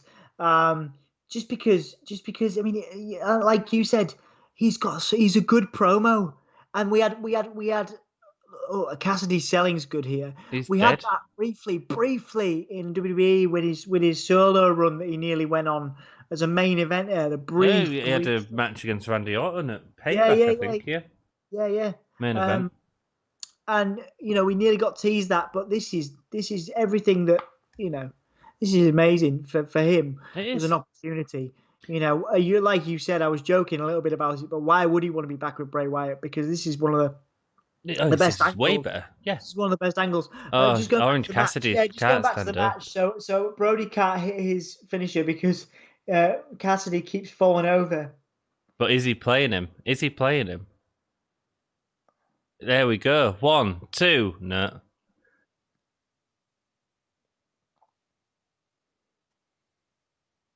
Sorry, I'll get to you, chat. Heel Renzo Kyle, welcome back, my friend. Man, we remember TNA well. We actually have a slight working relationship with Impact, which is of course old TNA. I loved TNA back in the day. Word789 says, I subscribed from last week's SmackDown from the Whispering. The Whispering got you over, Dom. I don't know what you mean. If you missed that, Dom was in a hotel and got a call from management for being too loud and keeping the SmackDown people away. Hotel, yeah. You guys, rest in peace for Road Warrior Animal. Absolutely, mate. Absolutely. It's 60s, way too young. Yeah, so this is Cassidy's downfall here. He's just been distracted by the Dark Order. But he killed them all. I'm sure he's going to lose. Oh, there we go, DDT. He's not winning this. Not winning this at all. No, I don't think so. But he took a lot of offense at the start to the point where it was getting a bit slow and boring. But then it's hard because we're watching it without DDT.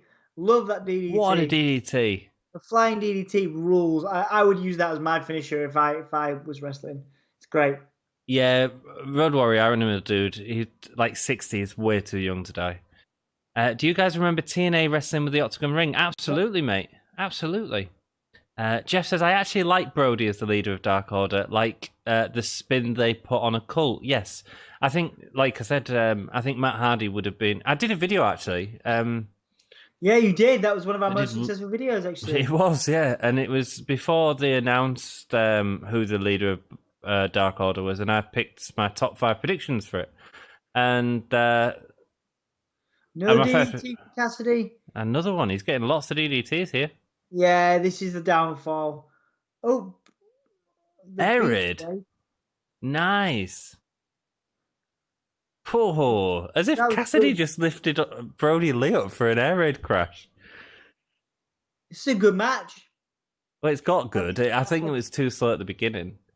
I think they've been given more time, because obviously we're getting a gap in the card that was probably meant to be filled by the tag match. Yeah, but you've got Kingston and Moxley putting in for that. But I suppose you don't need as much time for that, do you? Okay, yeah, that's it. Silver's in. Superman punched to Silver, and here comes the lariat. He's ducked it, and he's gone for the Hurricane. No, powerbomb. Oh, there's the lariat. And he's dead. 1, 2, 3. Nice. I'm surprised that Best Friends didn't come out to equalise Dark Order a bit there, actually. Yeah, that was good. That was a good match. Everybody looked strong. Maven Glean says burp. Well, thank you for burping on the screen, Maven. Do you know what that means? Please tell me you know what that means. Yeah, she burped. BRB. No. Burp. What does that mean, Anthony? Burp. You know that's not what it means, don't you? It means burp. No, it doesn't. It's like an explosion of lights have gone off. The lights have gone off. Retribution! Matt Hardy. What is this? Oh, we've also got Sheeda, haven't we? The tag match.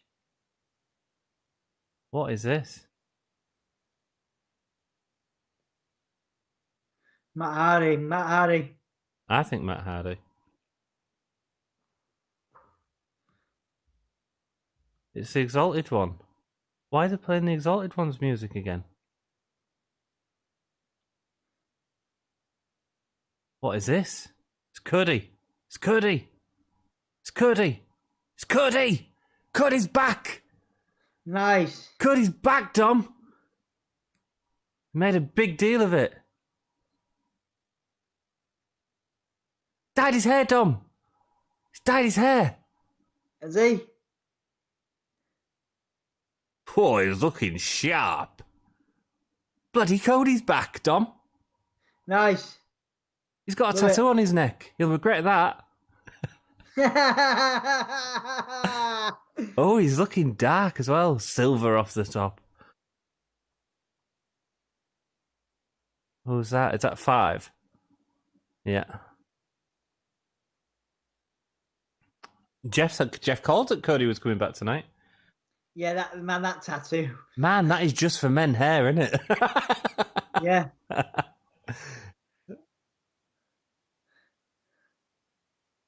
He's looking it's too sharp, black, though. that hair, man. He looks like he's from Rammstein. Yeah.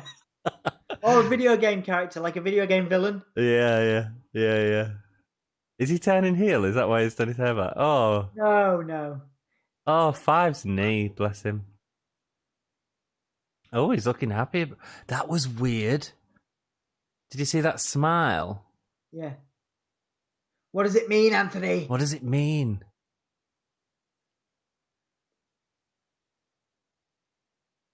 Oh, he's tapping. Sorry, I will get to your comments in a minute. Just let us enjoy this great, a minute. Man. He looks good. It's good to see Cody back. It is good to see Cody back. I was hoping for T-Bar. T-Bar. Nice. Cody's back. Woo! Jack says he misses the Octagon. I watched TNA as well as they do an Octagon ring before, says Kyle Hee. Yeah, man. Word says he loved watching it back in the day, upset that they got rid of it. Do you like the Octagon ring, Tom? Yeah, I loved it, mate. I loved TNA. It was TNA different, wasn't it? Today, TNA at one time was more exciting than WCW was. TNA had a great roster. They had young talent. They had obviously old talent. Well, look at the talent in WWE now. I mean, a lot of it is sort of TNA sort of alumni, really. AJ, like the top of the card. Yeah, AJ Styles, the best. Samoa Joe. Kevin Steen. Kevin Steen was never in TNA. Oh, was he not? No, TNA. Yeah, he was never. TNA. Word 789 says, I loved watching it back in the day. Upset they got rid of it. I have just read that. Jack says, me too, as it seemed they just got rid of it to appease Hulk. Did they? Jeff Adams says, Zandel's here. Hey, buddy. What's up, man? What's up, bro? Silver's going to get so much paper thrown in his face. Dude, he's going to have reams of paper. He's getting a full printer thrown at him. Reams and reams of papier. Can't wait. Papier. Jack says, my finish I planned to be was a powerbomb, but my training never went anywhere and disability got worse. Sorry, Jack. I mean, that's rubbish, mate. But at least you can still enjoy it with us. But it's awesome that you tried to be a wrestler. Yeah, you trained with Jimmy Havoc, didn't you, Jack? How long did you? Yeah. Actually, how was your experience of Jimmy? Because a lot of people, obviously, not a lot of people like to talk about him now, and but you were trained by him. What was that experience like? And did you feel safe? With you practicing, and did you do you miss being able to train? I guess because it's a wonderful experience. Word 789 said, would be cool if Retribution made a visit. Retribution, what? T-Bone, Mace, and what's the other one? Slapjack. I love the Cody theme. The Cody theme is awesome, Danny. However, it didn't work when the band played it live on pay-per-view. It was rubbish when they did it live. Yeah. I don't know why. It just didn't work. I normally love it when they bring out the people that originally did the music on a pay-per-view or something. I think it's a wonderful show. But didn't enjoy that. Goldust and Stardust reunion. Yeah, probably words. Probably. With that hair as well. Cody has Lego hair. He does. It's just for men, baby. It's just for men. He's back from Japan. Has he been in Japan? I know that he's just filmed a TV show, hasn't he? I'm glad to see he's doing well in popular culture because I think he's got a great look about him. You know what I mean? He looks like just for men now, but yeah. He deserves to be on TV and stuff. He's got. He's great. And he's beautiful. I think he's actually he's one of the better, in terms of that sort of style of person. Better than Jericho, who actually had a cameo in the new Jay and Silent Bob film. Yes, he did. Yeah, did you see that? No, I haven't seen it. Yeah, he was funny. Oh.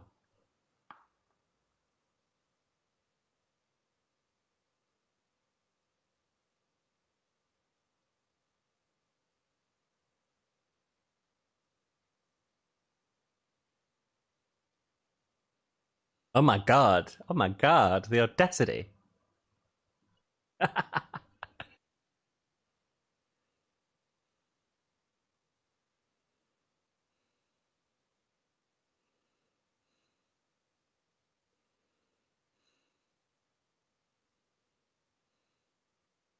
Instagram thirst traps. What does that mean, Dom?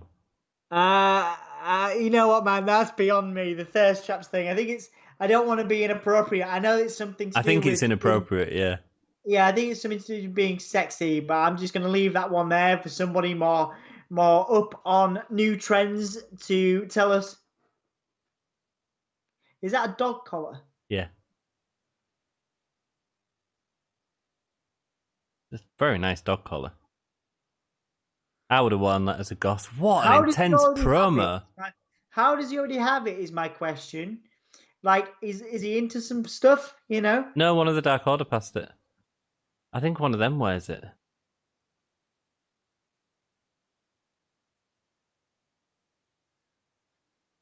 What a promo. Go on, Brodie Lee. Go on, lad. Well, okay, Matt Hardy's here. Wow, what a promo, man. Hello, friends. Hi, Xander. Lovely to see you. Also, and BRB means be right back. I know, dude. I know, but I like to think that Maven just came on to chat and burped. Sorry, I'm just joking. The party I had class, but I'm done for the night. Joining. Oh, cool. Sorry, I'm just joining the party, but the class. Oh, what class have you had, Xandel? Jimmy seemed nice. Quiet bloke. It was all safe environment, but well, now OMG, Motorhead getting the words wrong at WrestleMania 17. Yeah, man. Instagram thirst traps. Yeah, I mean, I don't know what it means, but I can assume what it means, Jeff. So Jeff's told us what it means. Okay, it's when a woman poses sexy photos to get Instagram likes and /follows. But I do that as well. In my bikini. I mean, yeah, you should do. Yeah, post some bikini photos on the Gimme All Year Instagram. Maybe we'll get 102 followers. We won't. Oh, it's his birthday. Happy birthday, Matt. Are we just going to get another promo out here, or is somebody going to come out? That was one of the things I didn't like. It's Private Party that are fighting tonight. Right. He's been replaying the events.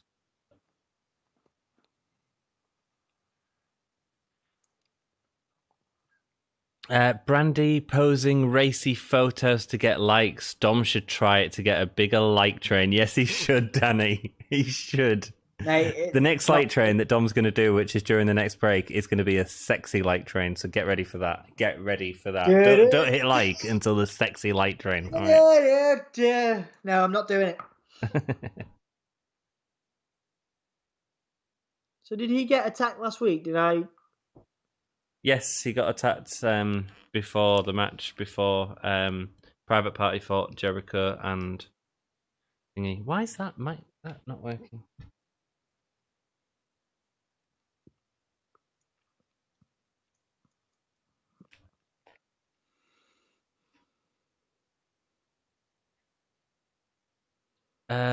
Thirst Trap's definitely an Xbox sex thing. Very good. Zandel had a calculus class. Cool. Doing calculus. What's calculus, awesome, Dom? Dude. Keep staying education, man. That's cool. What's calculus? Maths. I know it's maths, but like what part of maths? Is it like algebra type stuff? So I'm just Jack saying this calls for a sexy pie. What calculus? So who's Matt Hardy's next feud? It looks like Jericho, maybe. Oh, but he's done Jericho. Danny wants another love poem. He wants a trivia question. I'll do a quick trivia question at commercial. Just let us know when the commercial is, because we can't always see it.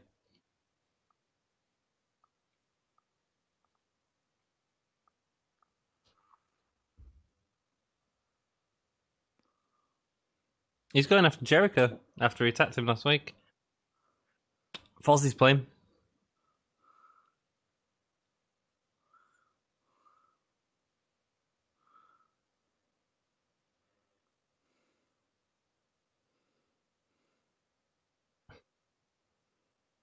Yeah, a nice little plug for Shop AEW there, clever. Yeah. Run Here comes the over. demo god. The tattoo might make it difficult for Cody's job interviews, yeah. But then Cody's alright, he's a star, isn't he? He's a star, baby. I doubt he'll exactly interview now, says Jack. This calls for a sexy party. A trivia question for a love poem at commercial. Danny, look, I will give the people what they want. Jack says calculus is algebra. Smart stuff. Yeah, man, I thought it was algebra-ish. Maven says, I'm back. Well, thank you for burping before you leave. BRB. I mean, there's no need to do it in chat. What did I miss? What did she miss, Dom? Well, we're currently all. Well, I'm singing Judas. You missed Matt Hardy coming out with Private Party. You missed a wicked. Did you miss a wicked match between Cassidy and Brodie Lee? It was all right. It didn't get going till the end for me at all. Because I it thought was just too biased. It was just too biased. Are we on? Let us know when we're on break, though, Danny, and we'll do the quiz.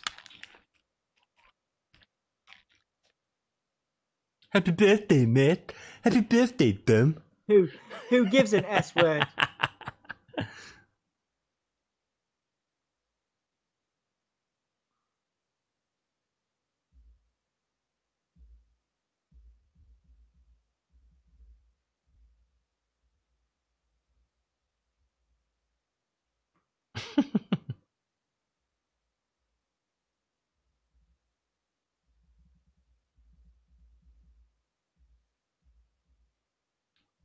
Jericho is awesome on the mic, Joey. Maven's here. Yeah, Maven's here, Zandel. Ew. Hey, there he is. There's our man. Hey, Sammy. If you haven't seen the start of the podcast, we'll show it again. But Sammy Guevara was kind enough to accept our money and do us an intro. So you can check that out at the end. Or watch the video later from the beginning. You can see it. It's cool. It's real funny. You can't say hull.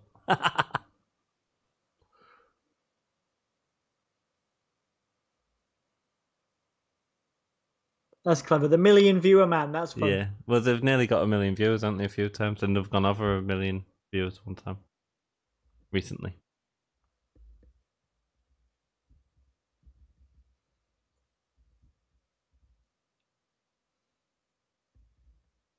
Oh, you see Jericho's happy face, Dom.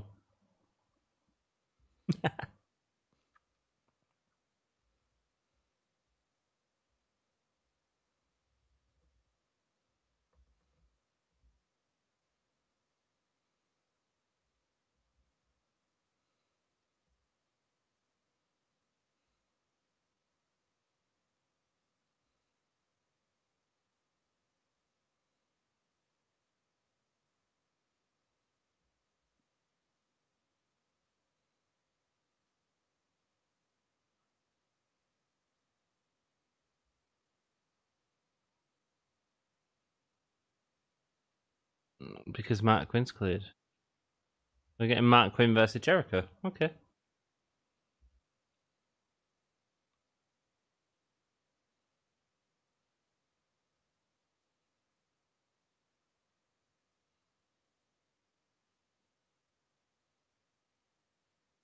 This is a bit bizarre, Dom.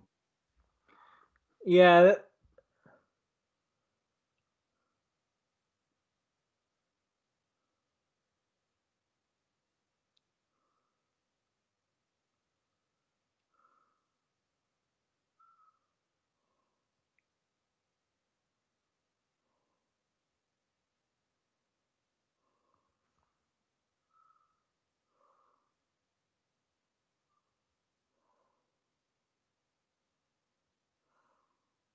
This isn't doing much for me, Dom. No, not for me either. They're obviously a talented young team. Oh, they're great in the ring, but this promo is... they're not even getting the sprinkling of Matt and Jeff being there. Matt and Jericho, excuse me. On my boy's birthday. It's so stunted, isn't it? And why do they look like Cat Slater from EastEnders in them leopard print like jumpsuits?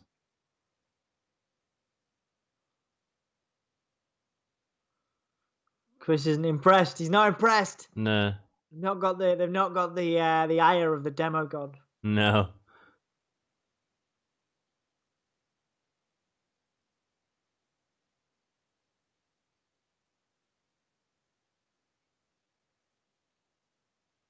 Have you ever seen any of the Mrs. movies, Dom? Ask word 7, 8, 9? No, I have not. None of the Marines? Nope. Yeah, it's funny, really funny.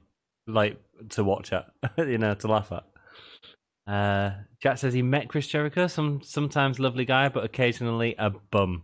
Jack says, charitable to call them movies. He's going to make Jericho his female dog, and that's the punchline.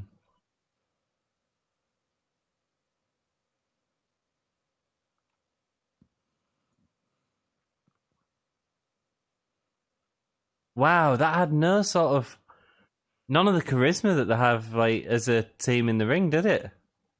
No. The Marine movies aren't that bad. I preferred Cena in 12 rounds, though, says Danny. I've not seen 12 rounds. Maven Gleans, you guys were so silent and still I thought my screen froze.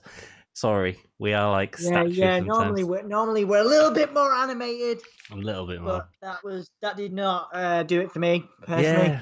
Jack says the promo stale it was. I don't feel Private Party has been built up enough for me to care. Yeah, it was crap. It was crap. It was a waste of time.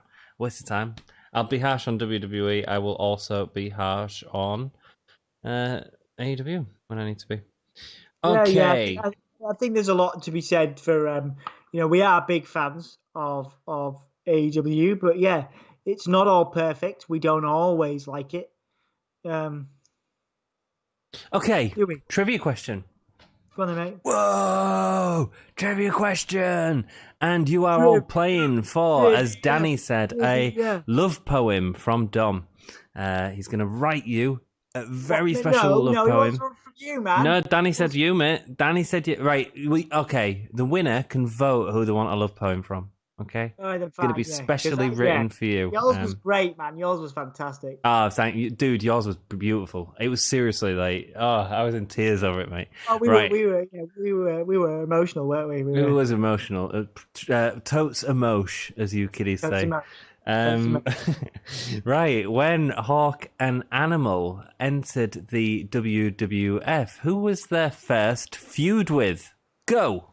Not you. Shut. You don't answer. You're not getting a love point from me. I'm thinking about it, man. Well, someone else will get it before you. I have no doubt.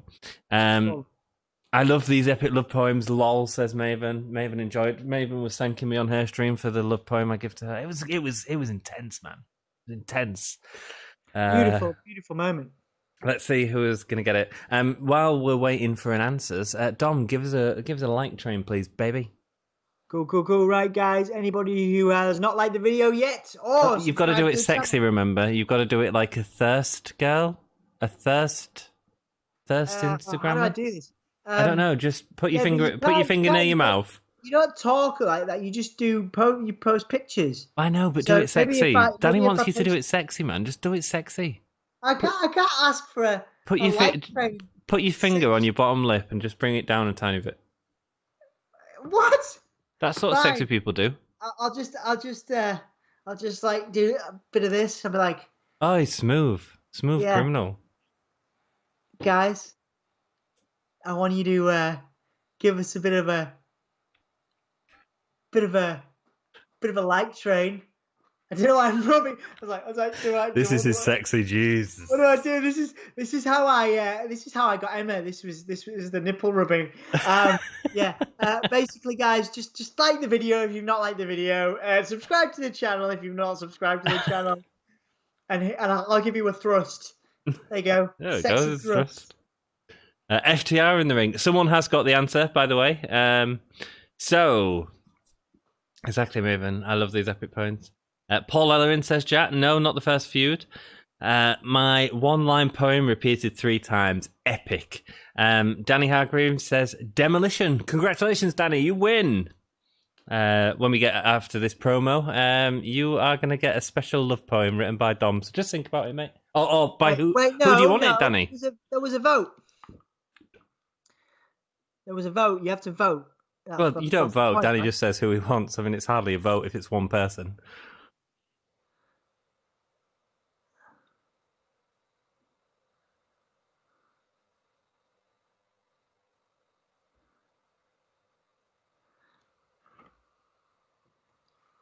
The top guys.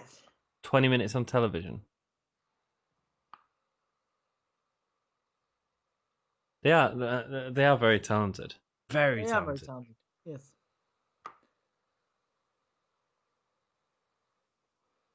Yeah, Maven, you got it right. Demolition.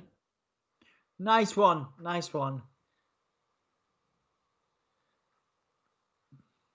Something that acts. Something I that tell you what, as well, smashes. mate. I was watching Dark, and Christopher Daniels' match was rubbish as well. Really, like must be sloppy. the heat, man. Must have been the heat. Christopher Daniels, and who was he against?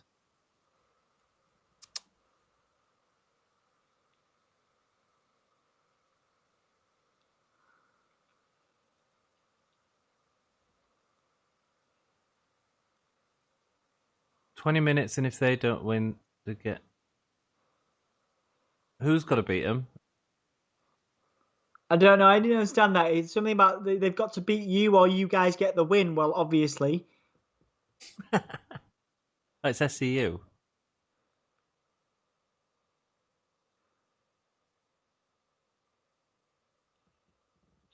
Oh.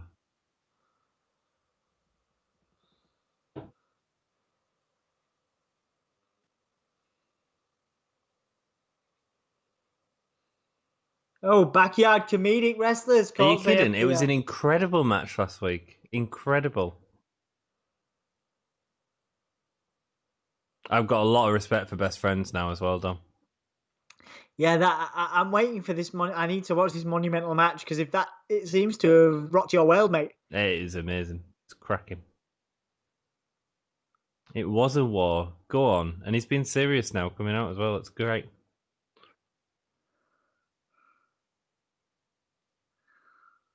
Have you noticed the women's match is going to be at the same point it is in every week as well? Really? The sub-main event, yeah.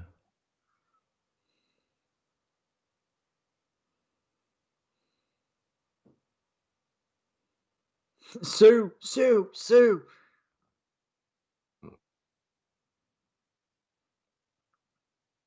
FTR, be careful. She's got like voodoo dolls of Santana and Ortiz.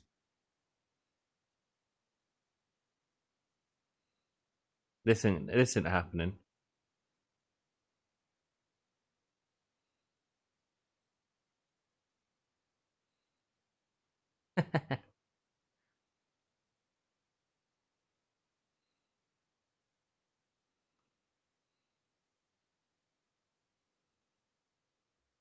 It's not fair to you, nice.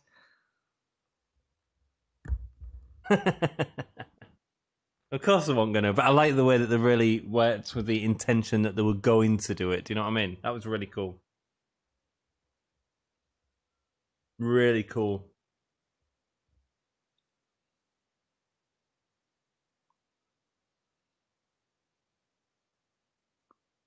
A couple of weenies, really. Yeah. Couple of weenies.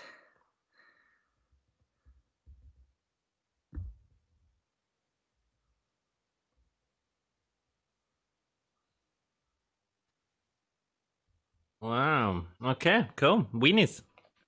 I don't know if that's the best end to it, is it? Best friend theme is a banger. I love it. So Danny says, I got a poem on Monday, so Dom can dedicate it to Maven. Dom? Yes, I will do. I'm not doing it now. Got to do it now. Maven still owes us a Miz and Miz and Morrison. Morrison. That's true, but so maybe you could incorporate that into your poem. Wolfish Grin is here. Taryn, where are you? Hello, Wolfish Grin. Are you safe?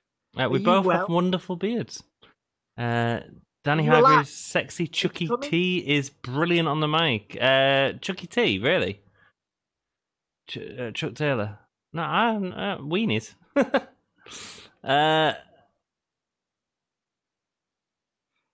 Dexter's coming. Awesome. So we're going to get the dog. Wicked. Evilise and Diamante. The dog is going to invade the podcast, everybody. I'll try and get you a proper look this time. At first, I didn't really like Best Friends, but they become one of my favourite teams in AEW. Yeah, I mean, when you put on matches like last week, you know, it's going to happen.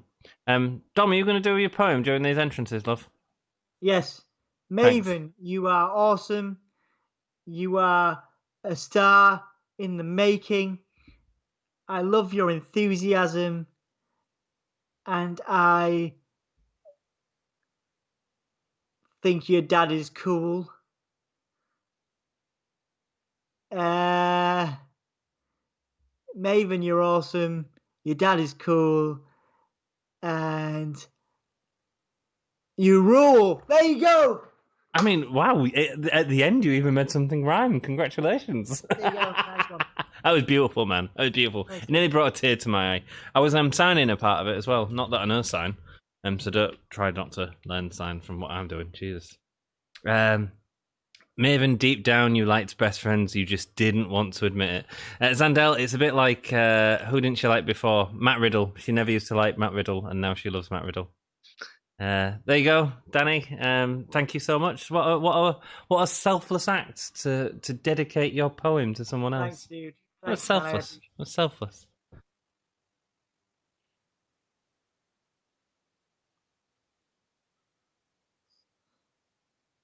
So we got. Oh, Thunder Rosa's got animal face paint on. Oh, nice. Yeah, that's nice. There's a real nice photo of her that Maven shared earlier, which has her and animal together. Oh, Maven didn't like my poem.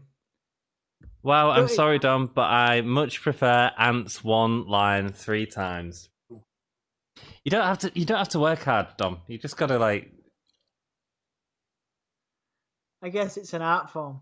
Yeah, just don't do out like me. Just be lazy. And I ripped them 3 lines off a song anyway. I just couldn't remember the rest of the song. Which song was it?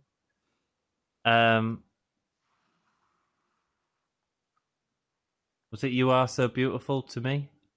You are so. Let's not sing. Beautiful to me. Oh, Thunder Rosa gets it instead of Hikaru Shida. This is cool.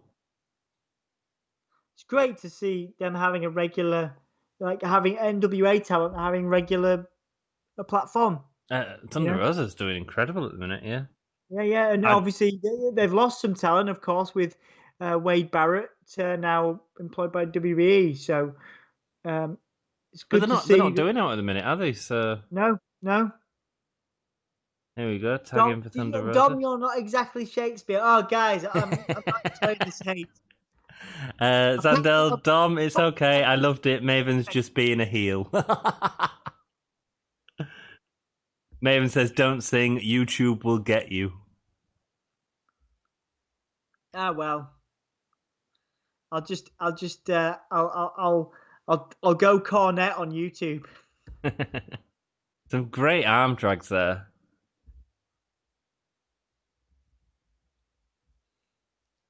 Thunder Rosa's wonderful, man. She's just, I really enjoy watching her. And I didn't rate her All Out match that much. You are so Stop beautiful. it. Stop singing. Me. To me.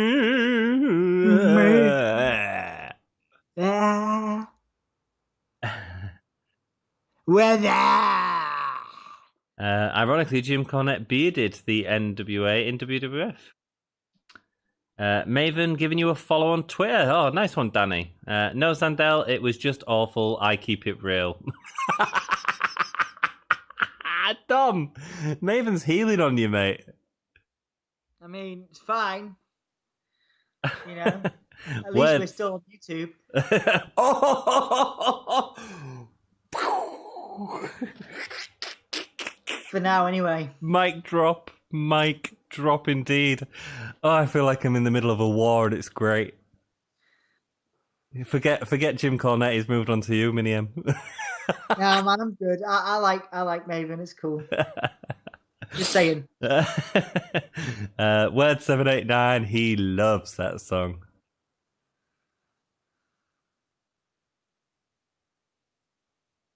Last week as well, they went through a break, and the stuff through the break was it was great as well.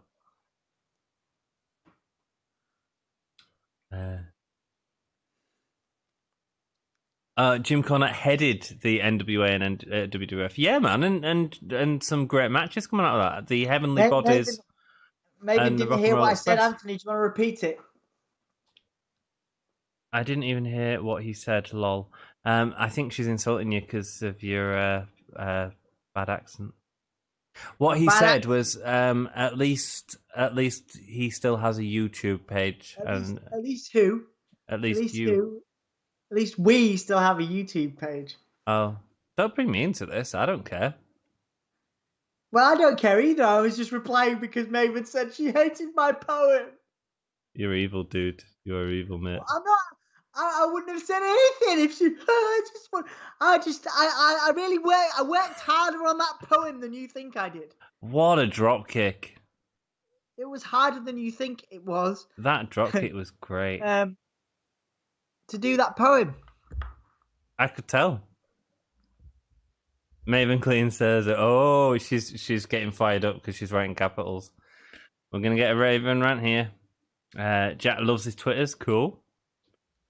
Sheeda reminding everyone while she's a champion. Wow, really quick on Evilise there.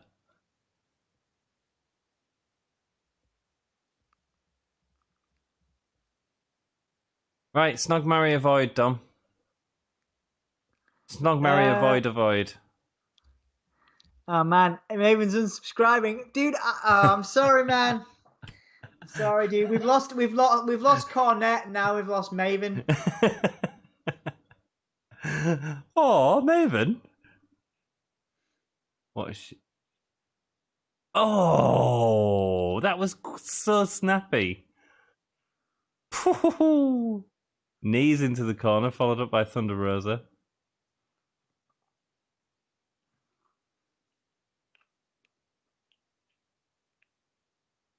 Zandel's watching the Elimination Gauntlet match on NXT. Is it good, man? It promised to look like we actually thought that'd be pretty good, didn't we? The Gauntlet. I'm interested to see who's the women contender, but that's happening on Saturday, is it? NXT Takeover. Is it? I think so. Oh no. Yeah. Why? What have you got planned? Man, I got. Oh, maybe. Maybe. The problem I've got with that, Sandel, is like, even like Clash of Champions, the stories they're telling, they're trying to build it up like the week of the pay-per-view. It's just stupid. And it's really starting to get to me. The whole thing with Mickie James, like, I just don't... I'm really excited for Zelina Vega, but the whole story this month has been building up to a big Mickie James and Asuka match. And I know they had one on Raw, but there was further to go with it. And it's just bizarre. It's just bizarre. So, yeah. Oh, Thunder Rosa just hit a Kurashida. Evilise gets the kick. Is this for the tag titles? Because they're champions, aren't they? They're not. It's not a title. It's just they were the winners of the cup. Wow. Dude, I totally forgot we have a WWE pay-per-view this weekend. Yes, we do. Candice LeRae is the contender, says Sandel. Cool. Be a good match. Cool beans. Spoiler alert. Sorry, guys. Is Candice going to take that? I'd assume she would. Could do. Io Shirai feels like they don't feel like they're doing it with her. You've called her a transitional champion, haven't you? I feel like it is, yeah. Not that I don't like Io. Io's amazing, but she's feeling very transitional right now. A bit of a chocolate.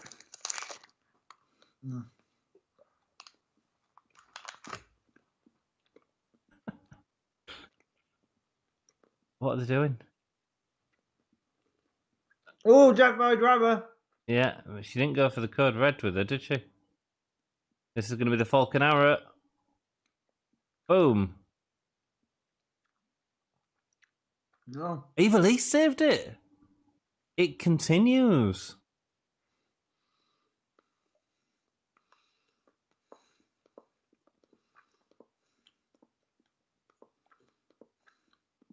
Oh, Shida with a big knee. That's dead. Yep. Holy Shida.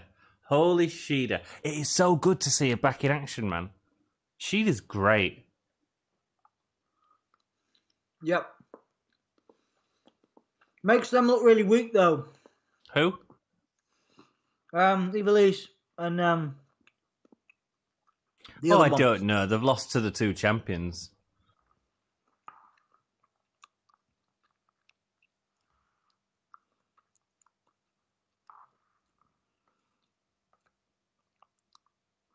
But they could have. You're right. They could have got the one over Thunder Rosa. Here's Jericho backstage with Chacha. Just kidding. Maybe we're losing Maven, man. Is takeover this week? I feel like it is. Dude, I totally forgot we had the WWE. Yeah, we've read these. Yeah, I know it's easy to forget, man. I forgot as well. I was like, oh yeah, I'll make some plans and have a real life and be a real human for a bit. But no.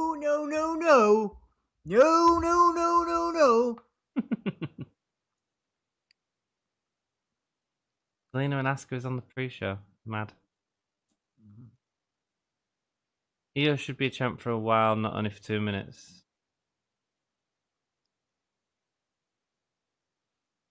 Bit of MJF.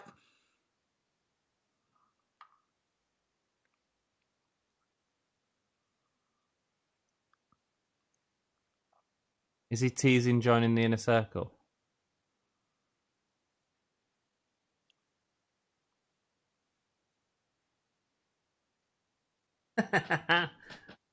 These two, they're going to walk away and call each other dickheads again, aren't they? Coming from you, Chris Jericho.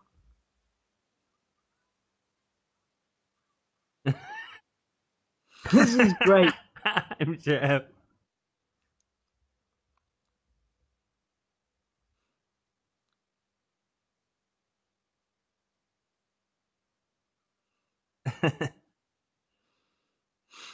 They're going to do the split scene. Oh, because they've seen each other being a loser. They actually acknowledge that they watch each other's show.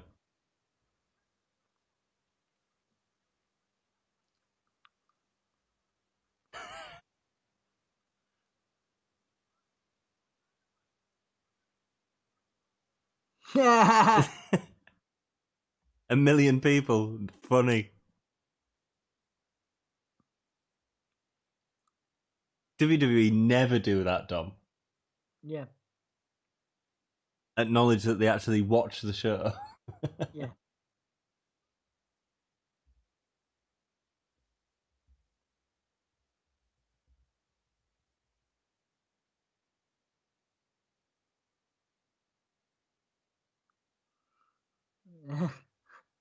This is the best bit of the show for me. This is great.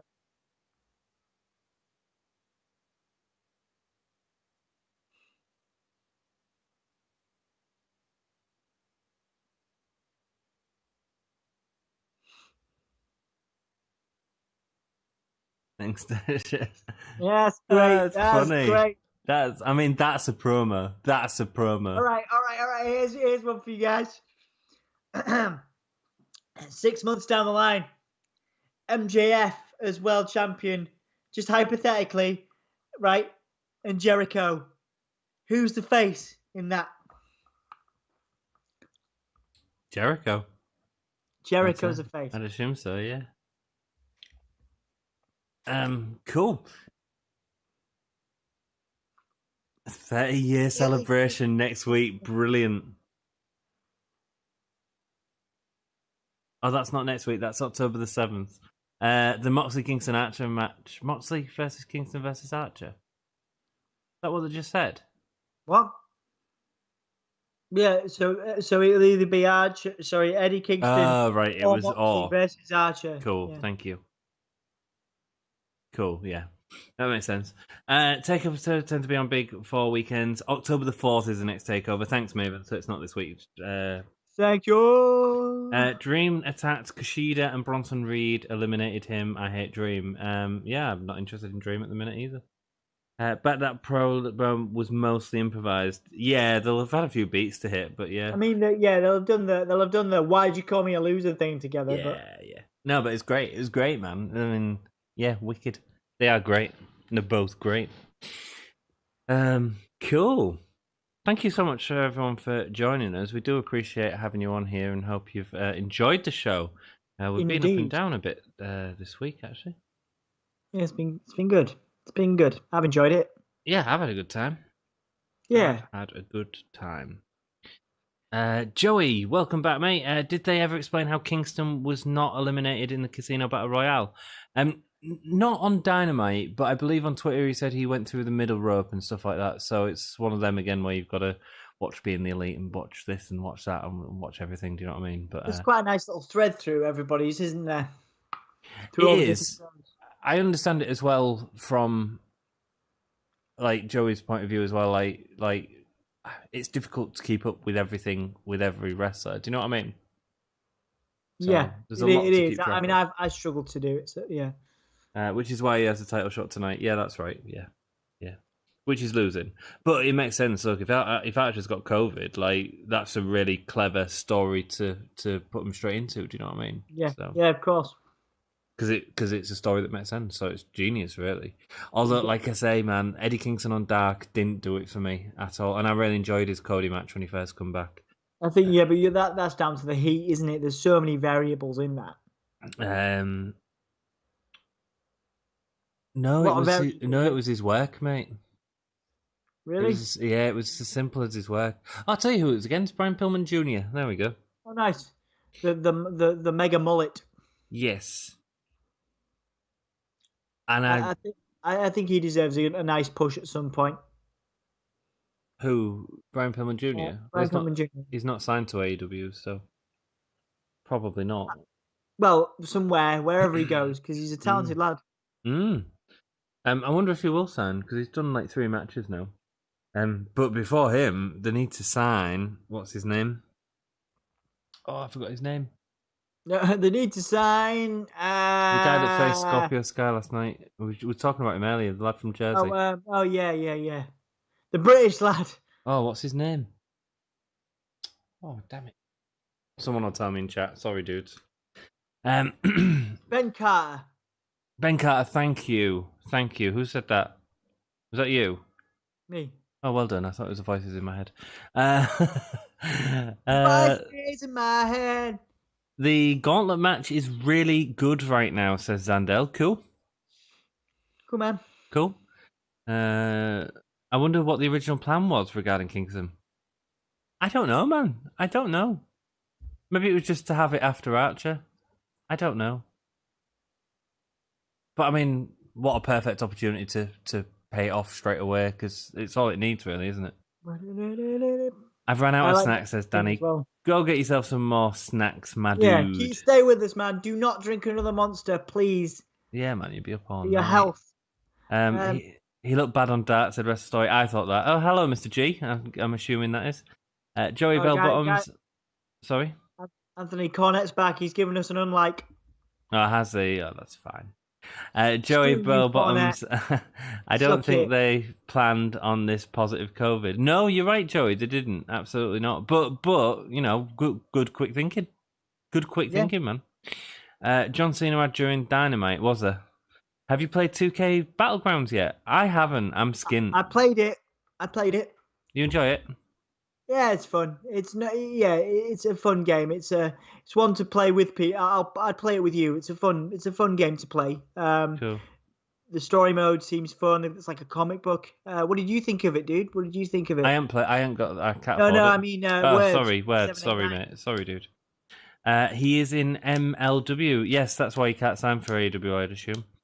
It was for bin bags or something. Right, that? for the John Cena. The John Cena ad was advertising bin bags. Gotta lose that bandana. The Eddie Kingston one, yeah, it didn't do much for me. I'll be honest, Jeff. Kingston could lose the bandana. Jeff and Joey, it's almost like you were friends for a long time. Wrestle Story, or at least he was before COVID. Yeah, man. I love the way Justin Roberts introduces Mox. Yeah, but I've got issues with Justin Roberts at the minute as well. Surprised Knox isn't doing the main event. Yeah. Right, this is slow start, guys. See what I mean, mate? You wait. This is going to get slower. You think I'm saying this match with Eddie Kingston and Brian Pillman Jr. wasn't very good, and he's in the ring with Moxley. So have you lost some respect for or some interest in Eddie Kingston now? Then no, I just don't think this is the time of year and venue for him. To be perfectly honest. He's an older wrestler. He's not in as wonderful shape as the younger guys, and the younger guys are struggling in it at times. You can tell it's getting. There's times where it's lethargic. Do you know what I mean? Yeah. I'm not trying to insult him. I'm not trying to. I'm just. So they're having a slap off. It genuinely feels like these guys have got some history. Well, yeah, and the thing is with Eddie Kingston is he's a brawler. You know, he doesn't need the sort of stamina that Rey Fenix has. You know. He's a bigger dude. It's fine. They look like they're both having a lot of fun together. Surprised Aubrey ain't doing the main event. I feel like I always used to see her in the main event. Yeah, man. You two guys love your referees. Aubrey always did the main event for ages, and then she's only done... Did she do a match this week? I didn't notice who was doing the women's match because I was too interested in the women. Ooh, nice insecurity. Good clothesline. Yeah, I mean, I knew it'd feel heavy and brawly.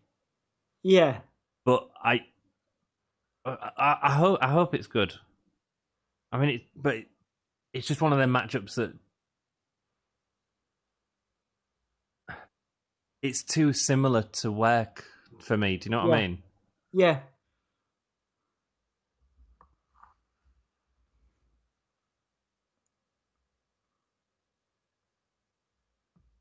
Trying to think of kind of a mainstream, well, quote unquote mainstream star that Kingston reminds me of.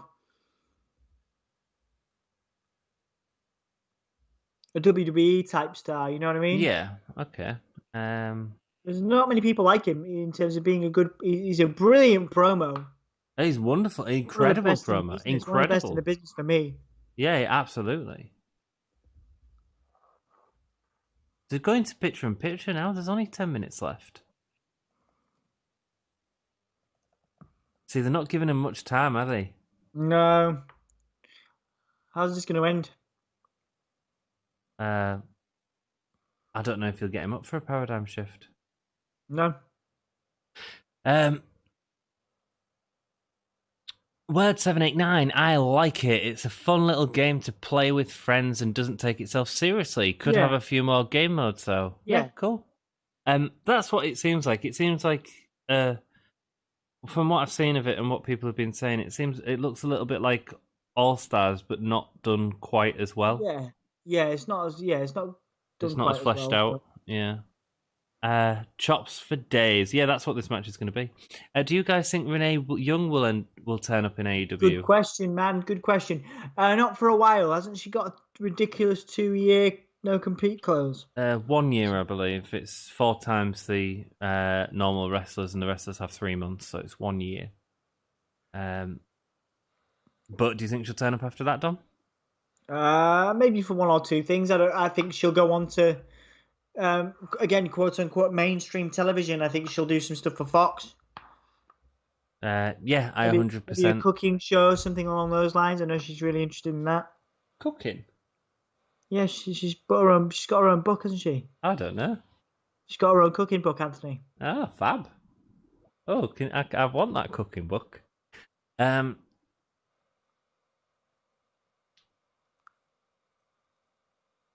mean, this will be the break, but you see what I mean? It's not a lot going on here, is there? What was I going to say? What was the question?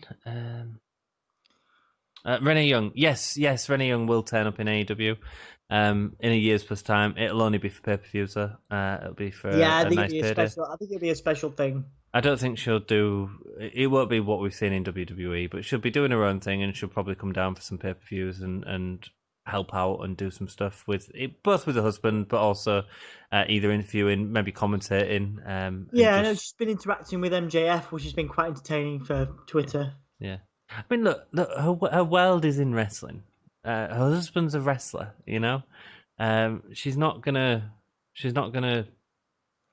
shy away from wrestling, and she's not going back to WWE. So she will end up in AEW. Yes, I think that after saying that, it's pretty confident she will turn up in AEW for something, won't she? Oh yeah, 100%. Definitely, 100%. But Jack says no chance she does. Well, Jack says no. Jack says no. Yeah, Jack says not a chance that she shows up. Really? Why? Yeah, why, Jack? Justin Roberts may have caught the ring bell. Has he? Sorry, Joey, I missed it, mate. Why has he gone off bleeding? Oh no, he's just sat there. At least he's not on his phone like he was on Dynamite. That really annoys me. There should be a dish in the books. It's called "Can you smell what the Rock is cooking?" Yeah, that was the first thing that went when he had COVID. That's how I knew he had it, because he couldn't smell anymore. Kingston is like Connie Jones. Connie Jones? I don't know Connie Jones. Connie Jones, no. Kingston ain't doing a marathon match. No, he's not. But I thought his match with Cody was great. I thought it was really solid. Yeah. And I haven't seen much of Kingston apart from that match with Cody. And I think it's the heat, man. I just think it's the heat. Look at how shiny his body is right now.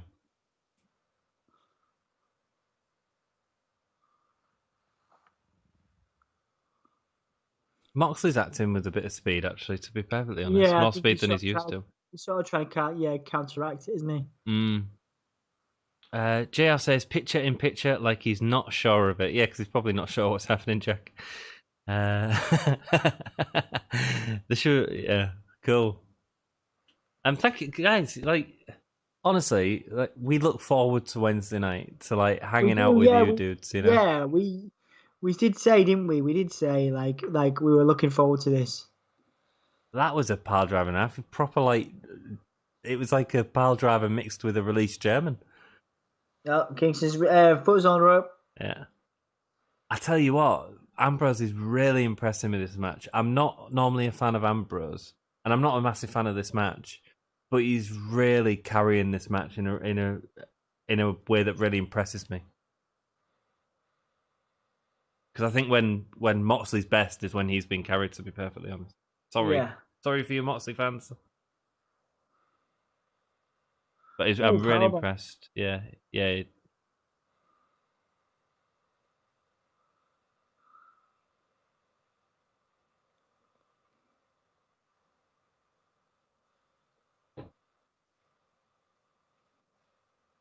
Renee won't turn up because it's a bad idea to spend ages working with your partner.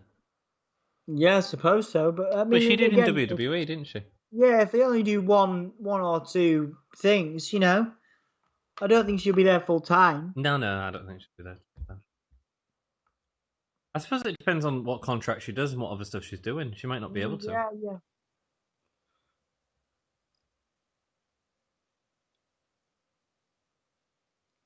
There was a lot of this in the. Sorry, I feel like I've seen this match. With Brian Pillman, a lot of chops, man. A lot of chops. Chops for days. Like Danny said. Moxley's doing I'm really impressed with Moxley, I'll be honest. Good, yeah, I know you're not a fan, so it's not nice a massive fan. Yeah. But he's really trying to speed this up. Does anyone else feel the speed? Or is it just me? Yeah, no, I feel it. Do you? I was disappointed that they weren't good. Obviously, nothing they could do about it. But that main event was going to be solid. It's one of the reasons I wanted to do tonight. Hey, Anytime they're doing the right thing, mate. You know. Yeah, I understand that. I respect that. Yeah. Anytime you get Darby Allin in a ring with Lance Archer, and Ricky Starks as well. I mean, that's Yeah. I hear what you're saying, mate.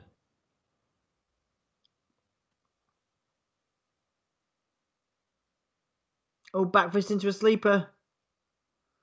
Oh, he's going for a rear naked choke. The bat fist was his finisher against Brian Pillman.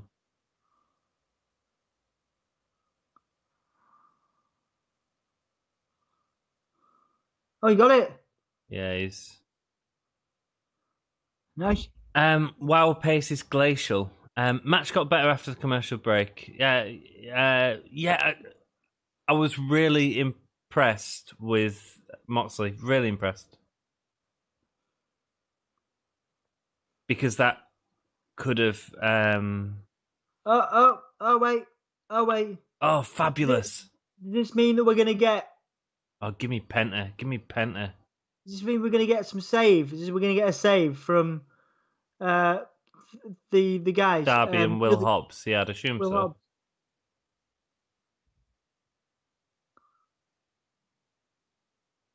Will Hobbs. There's Will Hobbs. His spine buster, man, is beautiful. Oh! Look at that. There we go. As I say it, is he going to do it to Penta as well? Love it. It is one of the best spine busters since Arn Anderson. It is a thing of beauty. Double super kick. Right then, come on then, let's get the pop. Play the music. We're gonna get it. We're gonna get it. Pop the crowd for the end. There we go. Yeah, I mean it's massive for Darby that they really know how valuable he is, isn't it? Yeah.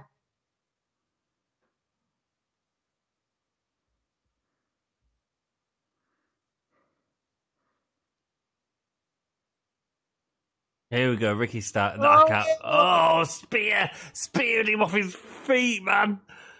I do not like a spear, but that was... Starks has got a really good one, man. Here comes Taz. No Brian Cage. Put him in a Taz mission. Go on, mate. You can still do that. No Brian Cage.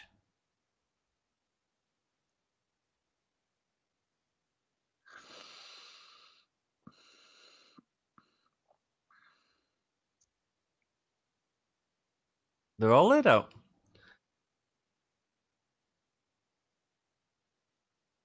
Getting Ricky Darby next week. Owie, that's cool. That's great.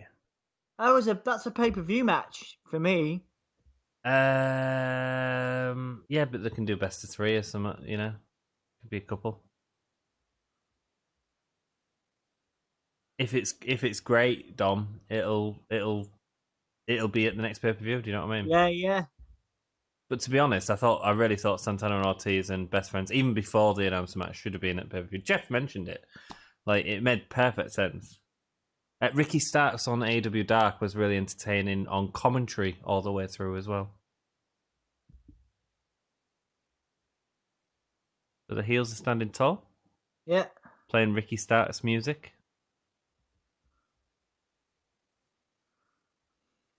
Zero Miedo. Look at the talent in that ring. Yeah, amazing. Good finish, that. Yeah, an exciting finish. Yeah, an exciting finish. Match wasn't great, though. Cool. Let's read your messages while I just make sure this isn't playing. I don't get distracted. Likewise, wow, pace is glacial. I thought so. Match got better after the commercial break. It felt abrupt. What the ending? So, we're watching it on Fight, Danny. So, would you have said it felt abrupt, Dom? Yeah. Would you? Well, right. I mean, into the match ending itself, obviously, just with the quick choke. But I like the end. I like the rest of it. Having Darby come out last was a good way to pop the crowd before the finish. And the heels standing tall was good, which suggests to me that we're getting some that we're getting, some of these follow-up matches next week, which will be exciting. Absolutely. It was cool. But before we go, someone's saying good night. Danny is off to bed. He's gonna head to bed now. Great Night, show. dude. Thanks for letting me hang with you guys, dude. Of course, man. Thanks for Dude, being here. don't thank us. Thank you so much. We do appreciate you, man. Thank you so much, and thank you for contributing. It's you guys that contribute to the chat, and it gives us something to talk about. You know what I mean? Absolutely, man. Absolutely. Danny Hargrave said that it felt grew up. Sorry, I said that. Zandel, Kyle O'Reilly versus Finn at Takeover. Nice. That's cool. Down with that. I'm not. It doesn't do it for me. That. Kyle O'Reilly's great. He's super talented. Yeah, but he's not really. Not. I would have preferred Roderick Strong versus Finn. Roderick Strong feels more like a singles guy. I think it shows the lack of depth they've got at the minute because they keep giving these massive matches. I tell you what, it should have been at Takeover, Dom. It should have been that Fatal 4-Way. And you should have built up to that. Like, do you know what I mean? Yeah. That's the problem with with what's the word? That's the problem with edgy seat booking, sparky booking. You know what I mean? Like on the fly booking or something. Yeah. No, what they're trying to do is they're just trying to compete against AEW, and they keep putting on these massive matches, and then not giving us an ending we want because they want a big match for the week after. Yeah, and there's very little story there. Yeah. And that's a problem, man. And then we're getting Kyle O'Reilly and Takeover, and some people might be really happy with that, and I'm pleased for them. But would you have preferred Kyle O'Reilly and Finn at Takeover, or Adam Cole and Finn at Takeover? Because the Adam Cole and Finn match was suffered from having breaks in it, in my opinion. O'Reilly's different, isn't he? He's a different type of star. He's a different type of wrestler. So we'll get something different between two very technically gifted people, so that's great. Yeah. Hobbs's Spinebuster is legit. Dude, it is. It is absolutely legit. Word 789, yes, till next time. We are going to do a review if you want to hang around, but it's entirely up to you guys. If you're off to bed, that is a rock and roll by us. But we do thank everyone for joining us. Night Dudes, peace out, ad hoc booking. That's sort of the word I'm looking for, Jack. Ad hoc booking, yeah. Thank you, Jack. Cool. So we're going to try something. We had a little chat today about the reviews, and we're going to try something a little bit different tonight. Are you got a review up and ready to rock? Yeah, man, I can run through stuff, yeah. So normally we sort of leave the comments out just in case. We're not going to do that tonight.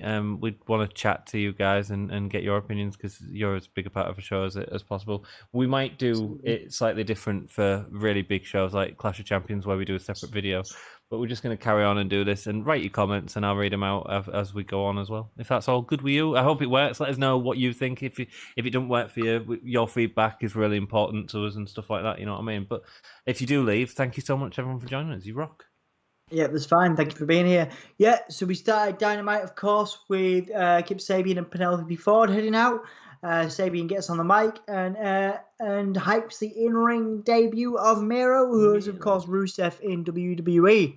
And Sonny Kiss and Joey Janela make their way out to be the challengers, which obviously is a surprise.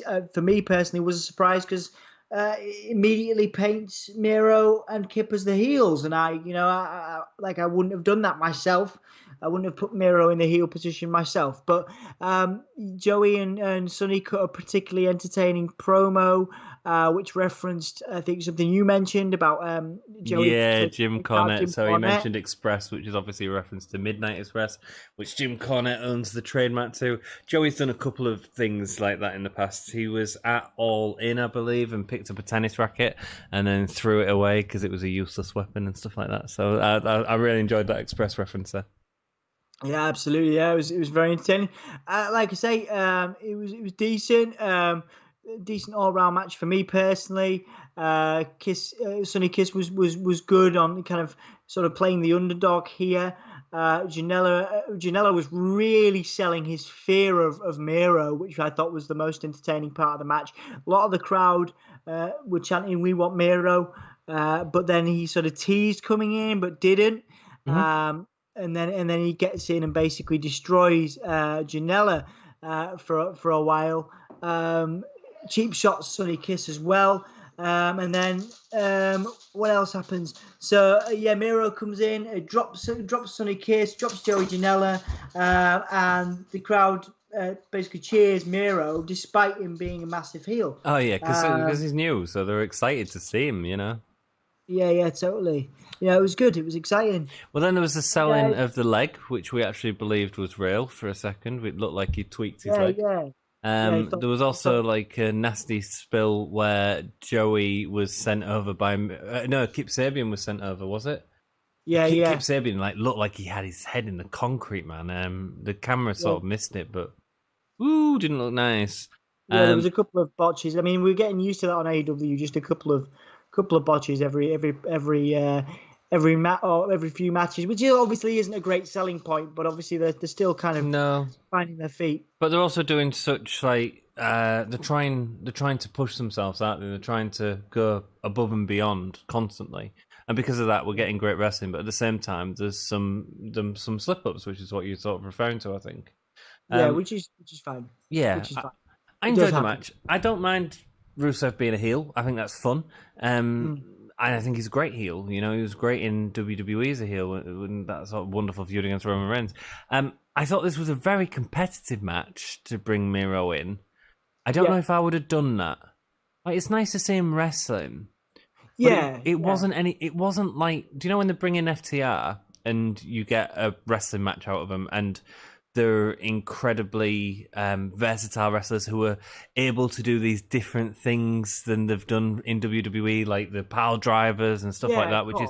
Yeah, it's a different style of moveset, isn't it? It's a different style. I don't feel like we got out new from Rusev, if we was to use his old name.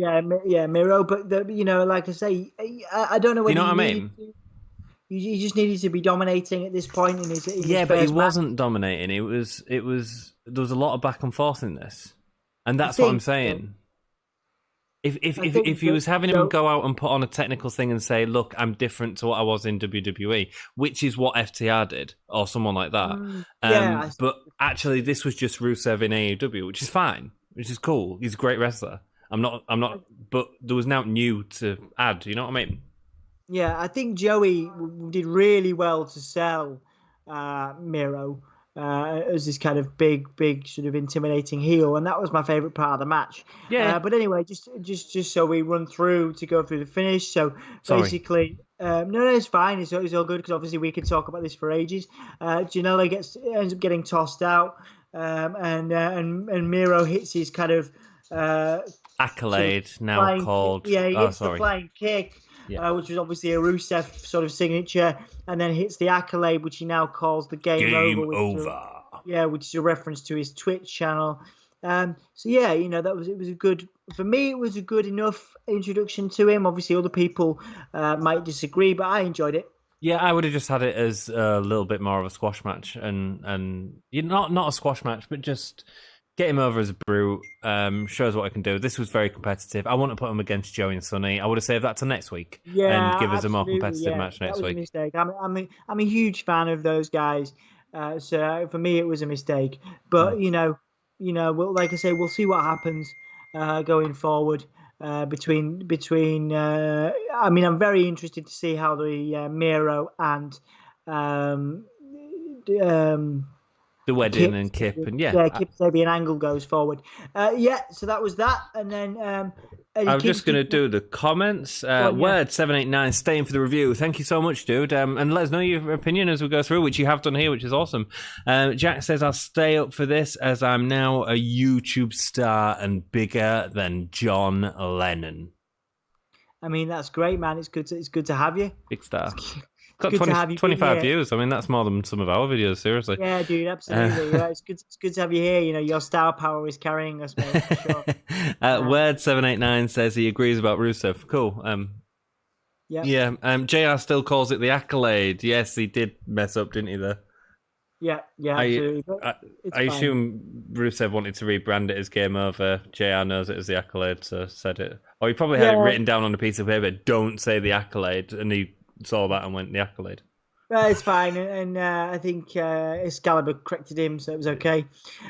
So yeah, following that, you had Eddie Kingston come out to hype his match, the main event between him and John Moxley, because he never got thrown out. He was never thrown out of the Casino Battle Royal. He only went out through the middle rope. This is to replace the previously advertised main event because, as Maven reminded us through her sources, Lance Archer is confirmed to have COVID.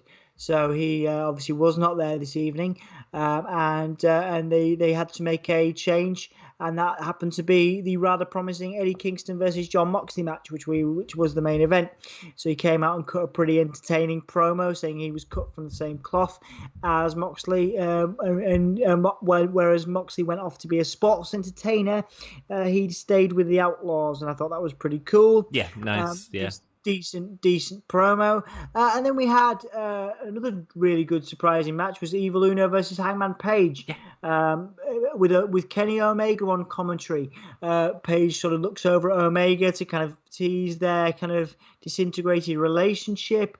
And then Omega on commentary through the match was reiterating all the time how that tag team partner of him, part of himself is dead. He's a singles competitor now. Any tag team stuff is gone.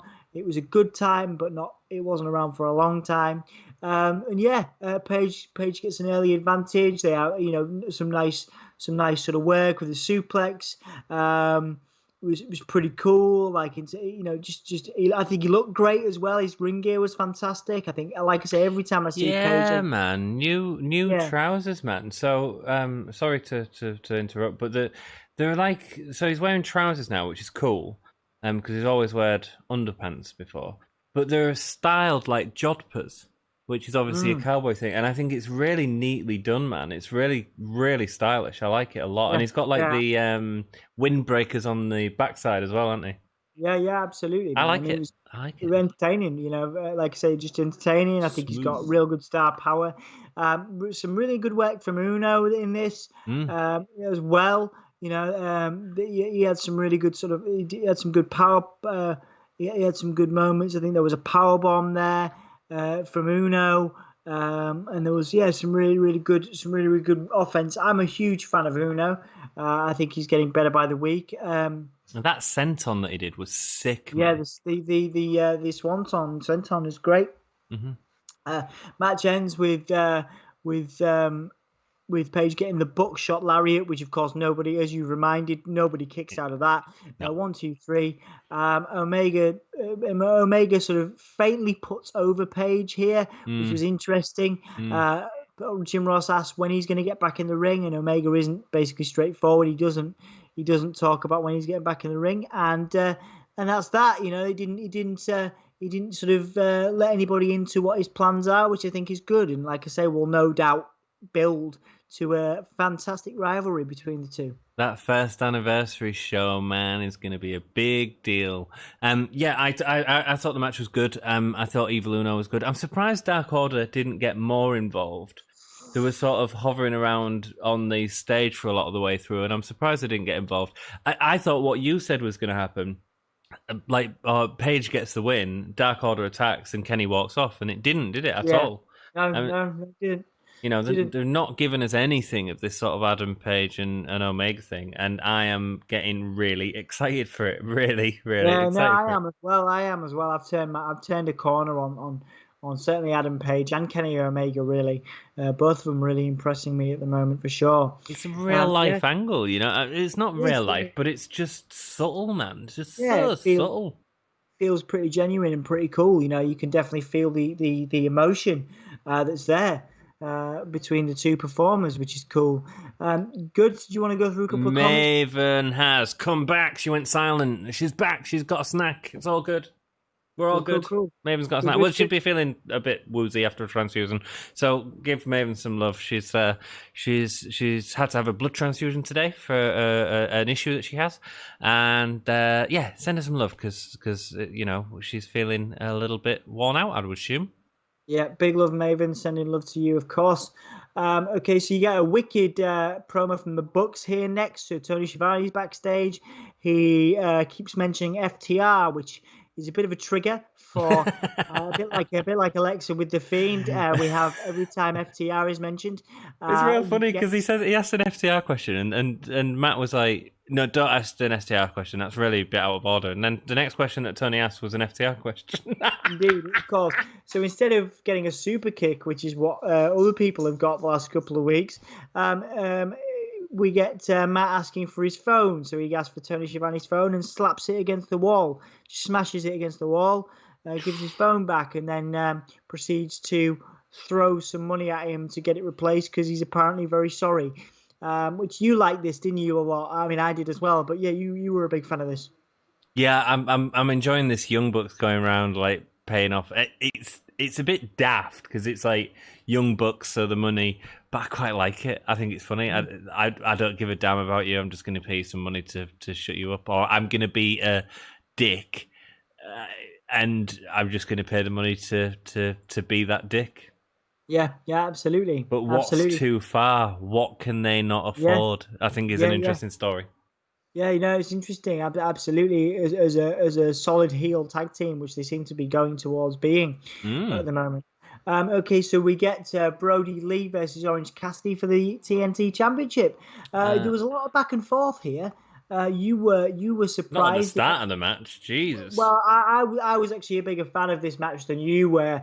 I enjoyed the intro, of course, with Cassidy sort of teasing Anna Jay by putting his shades on. Anna Jay, and of course doing the devastating but not really leg kicks to Brodie Lee. And then there was the Silver bit as well, where he put his coat on top of Silver, and Silver's like, yeah, the coat goes on Silver. Brodie Lee gets so angry he stomps on Orange Cassidy's shades and throws them out into the crowd. Yeah, I mean, like I say, you tend to you thought this was pretty slow, but I enjoyed Brodie dominating Cassidy really at the beginning of the match. You thought that you even thought that Cassidy might win it because I was Brodie surprised at how long it went on with the beating of Cassidy. It just felt overdone really for me. Yeah, no, just too long. Fair enough. There was some really good moments in this one. You got Brodie Lee hitting the Boss Man Slam or the Black Hole Slam, which was a close one. So you nearly got the two. Basically, Lee keeps going for his discus clothesline with that sort of twist which he has to put on it. So he doesn't just clothesline him; he has to twist into it and turn his back to him. Every time he does that and does the twist, Cassidy drops to his knees. He's so tired. He's so lethargic. That was a really nice spot. Yeah, it was. Yeah. And then Cassidy kind of he suckers him in, doesn't he? He suckers him in, gets a few really, really good DDTs, including his trademark flying DDT. Cool. But Lee kicks out. And it was very close. There was a lot of moments here, especially with the diving DDT. Goes for the running penalty kick as well, which is normally a Cassidy signature. Mm-hmm. Brodie gets mad. He gets fired up. He dark orders up. I don't know. There's probably a better phrase. Dark orders up. He dark orders up. But he takes another tornado DDT and an air raid crash, which you were impressed with, weren't you? Because he managed to lift Brodie up. Yeah, for Cassidy to be lifting Brodie Lee like that. Yeah, cool, man. Yeah. Of course, this was the logical time to have the Dark Order get involved. John Silver gets involved. Cassidy hits Cassidy misses a Superman punch on John Silver, which distracts him enough for Lee to get a power bomb and then a discus lariat for the 3 count. You said this match picked up pretty quickly, sort of at the end, and you sort of liked it towards the end. Yeah, towards the end, but I thought the beginning was way too long, to the detriment of the match. Yeah. Of course, we got a big follow-up from this with Cody returning. He's got new hair. He's got black hair. Maybe that's a weird parallel between what happens with the Fiend in WWE. Maybe if you have an encounter with the Dark Order, you're forever. What are you on about? No, it's got nothing to do with that stupid character. I'm just pulling at straws. So Cody has dark hair. He's got black hair. He comes to the ring. He's looking sharp. Presentation, man, was beautiful. Yeah. Both the way he looked, the way that the stage was set, the Exalted One's music playing before Cody's song come in. It was a big deal. It was a big deal, Cody, and he's always sort of managed to pull that off with spectacle, and this was a spectacle. Yeah, it was great, and really, really cool. And Cody comes out and destroys some of the Dark Order, and wants to go after Brodie Lee, of course. Backstage, Brodie is on the mic. He says he can't believe. Dude, this was awesome. Yeah.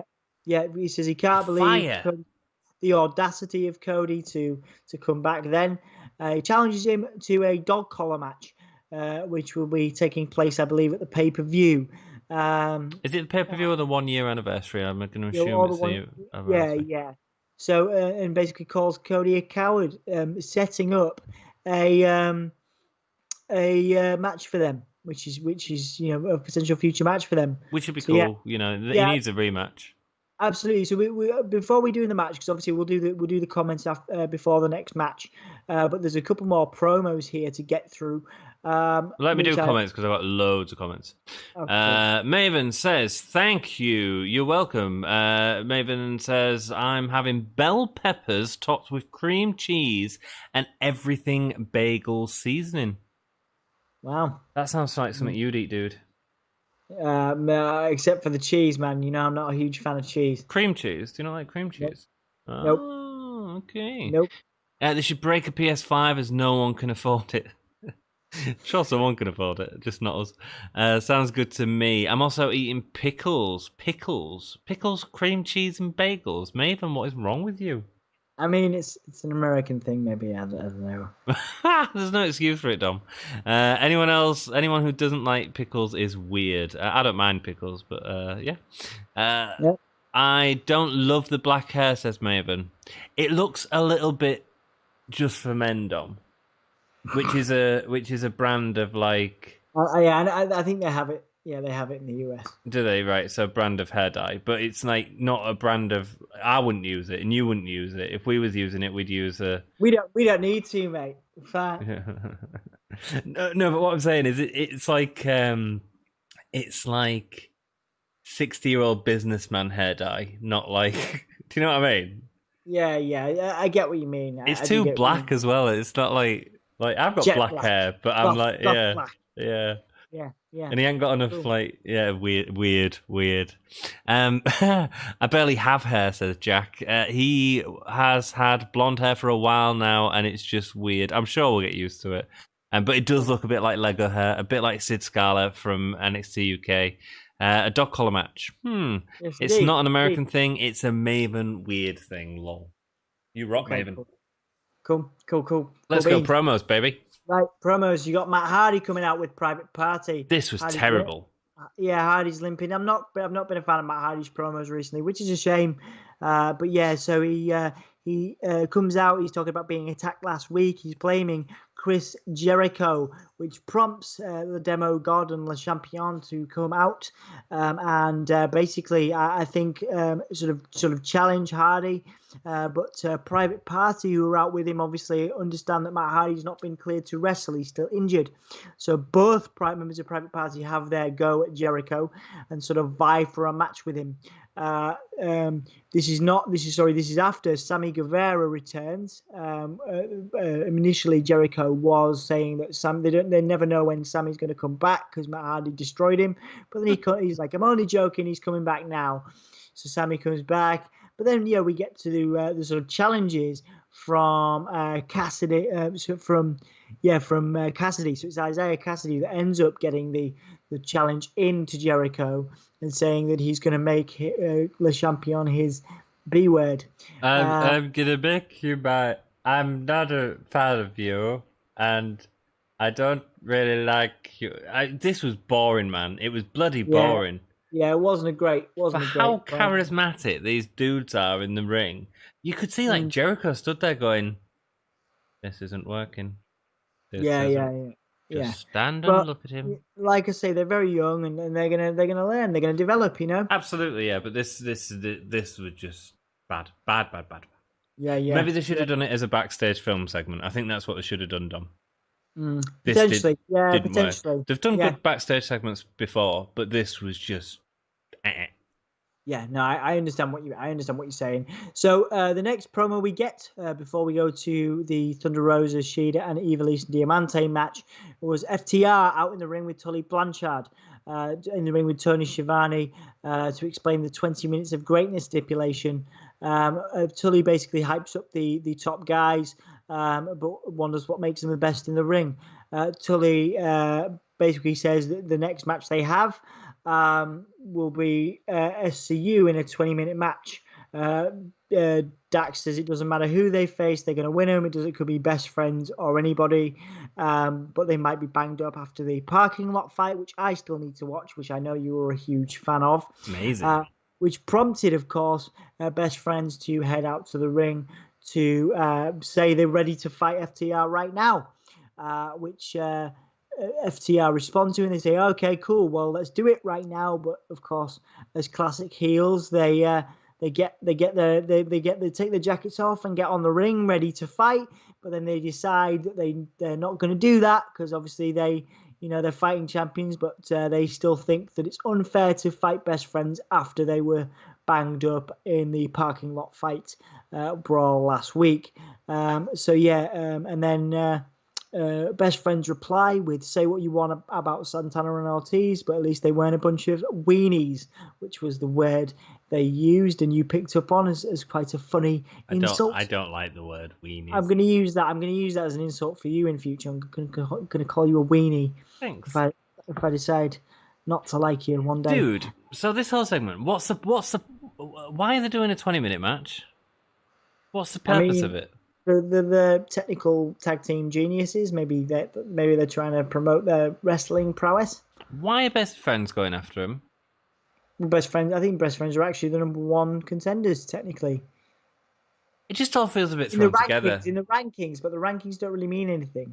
Well, they've done this a few times where they apparently do, and I get it. It's fine, but it just all felt a bit there. You know, look, they're all decent at delivering a promo, but it all just didn't appeal to me. It didn't make any sense. You know what I mean? Yeah. It sets up a match next week, but it sets up a match from sort of nothing, really. Yeah, no, absolutely. Yeah. Do you want to run through some comments before we go on to the next match? Certainly can. What did you think about it? Tell us what you think about it, Dom. Well, in terms of the promos, most of those fell flat for me. Matt Hardy's particularly, or rather the Private Parties promo. I'm not really into, like I say, FTR are great technical wrestlers, but I'm not really hugely into their promos at the moment. So really, both of those fell flat for me. I agree, man. Cool. This segment is just so awkward. It felt rubbish. Private Party can cut better promos than this, right? I believe. I mean, maybe if a crowd was there, I don't know, but like it was almost like he forgot his goddamn lines. Jack, hang on, Maven. Didn't you try to sell me the USA a bit ago, or was that a COVID boredom imagined thing? He did try to sell us the USA. Cool. So Maven's just got the rights to the USA and just selling it to Jack, Dom. Cool. Well, if in the hands of Jack, I'd probably trust it was going to be all right. Jack's got a degree, a master's. Is it master's in? It's American history, isn't it? American history, yeah, something like that. I wish the sale would have gone through though. Lol. Okay, if I buy it, I can fire the president, and I can be the new ultra president. Can be ultra president. And speaking of ultra president, Storm, what's next? Cool. I mean, I have no idea how that's a segue into any. It was a rubbish segue, but that's what you get with me, my friend. But all right. So you had the Thunder Rosa and Hikaru Shida team against Ivelisse and Diamante. Thunder Rosa notably wearing Road Warrior Animal paint after obviously the news of his passing today. Beautiful tribute, man. Yeah. Beautiful tribute. Yeah, nice little tribute there. So yeah, pretty. There's a lot of heat between, or suggested heat between. I think it was Ivelisse and Thunder Rosa that had the heat last week. Yeah, shoot fight last week. Yeah, and there was a lot of that in the match as well. So yeah, so it goes. It quickly kind of breaks down in this match. There's a lot of back and forth. Probably the fastest match of the night because obviously we did see a lot of slow burners. But But yeah, like I say, really good to see Hikaru Shida back in the ring. You talked about your enjoyment of that. Obviously, to see Thunder Rosa. It's a really good tag team, actually. Both of them are fantastic. Yeah. But I also believe that Diamante and Ivelisse are underrated. They did a great job, yeah. Yeah, they did. Yeah, they did. There was some good moments here. All in all, very fast paced, decent match. Basically, the end comes when Diamante looks for a code red, but doesn't get that. Rosa manages to stop it and hits a Death Valley driver, and that Death Valley driver looks immense. One of the best Death Valley drivers. One of the best Death Valley drivers I've seen. Shida gets a Vulcan arrow in, which is of course the finisher, gets the cover, but Evilly stopped. Yeah, Evilly stopped it, which is a big deal. That was because obviously it's a solid finisher. But then of course you get the running knee, the sort of shining wizard, which was absolutely clocked Diamante with it. Beautiful. Did Shida and got the 3 count. So Shida and Thunder Rosa win, and I could see more of that tag team. Yeah, man. I mean, I think it's great. I think that these women are immensely talented. And I've said that I didn't think that Shida and Thunder Rosa worked for me all out. But by God, this match, man, was cracking. So many near falls, but all really well done. And it felt heavy. It felt hard. You know what I mean? The one thing we didn't see is the tombstone from Thunder Rosa, which is her normal finisher. But the Death Valley driver into the Falcon Arrow and the kick out, I did not expect that, man. No, absolutely not. So, do you want to do some comments before we go into the promo of the night? Certainly can, my friend. Can you run the US better than Donald Trump? If the answer is yes, which it is, then go right ahead.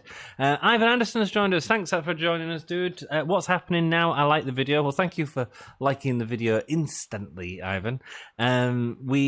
We're just doing a review, my friend. We're on to the last match, basically. The last promo, anyway.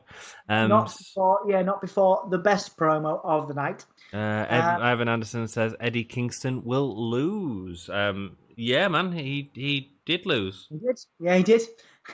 Absolutely. So I actually want you to run through this promo with me, mate, because it was one of the best promos I've seen in a long time between Chris Jericho, who's backstage. Oh, that's hilarious. Talking about Matt Hardy, but he gets a visitor just at the beginning of it, doesn't he? Yeah, it's MGF, man, and basically it's a square off. It's again the setup that we had a couple of weeks ago, where they're having a go at each other or complimenting each other at this point. But then they acknowledge the fact that they'd both watched the show in the past and seeing that they'd both called each other losers as they'd walked off. And so instead of that, we get some sort of mutual appreciation. And actually, if you think about it, last week, MJF was talking about how he was going to find a faction to belong to, because to be anywhere in AEW, it seems you have to be in a faction. And we got the tease of that. And I think the teasing that he's considering joining in a circle, which I don't think is going to happen. Yeah. Where do you think he's going, Dom? I don't think it's going to happen. I think they're going to sort of tease this friendship. There'll be the occasional tag team, maybe, but there's not going to be a joining of the inner circle for MJF, and eventually we're going to blow off. And we talked about this during the stream. The eventual feud between Jericho and MJF. Jericho is likely to be the face in that, but it's an interesting dynamic to look at, because I think we're going to get 6 to 12 months of teasing of this. I don't think it's going to be something we see immediately. I think we're going to get lots of interesting promos and maybe some tag team matches with Jericho teaming with MJF to support each other through various feuds. Jericho will team with MJF to beat back a feud of his, and maybe MJF will do the same for Jericho. That's great booking, mate. I think that they're trying to blow us off the scent slightly with MJF. I think they're teasing this inner circle thing as a way of people thinking, well, we're getting this and we're getting that sort of Jericho thing. I think he's going to be in the Four Horsemen. Interesting. Very interesting idea.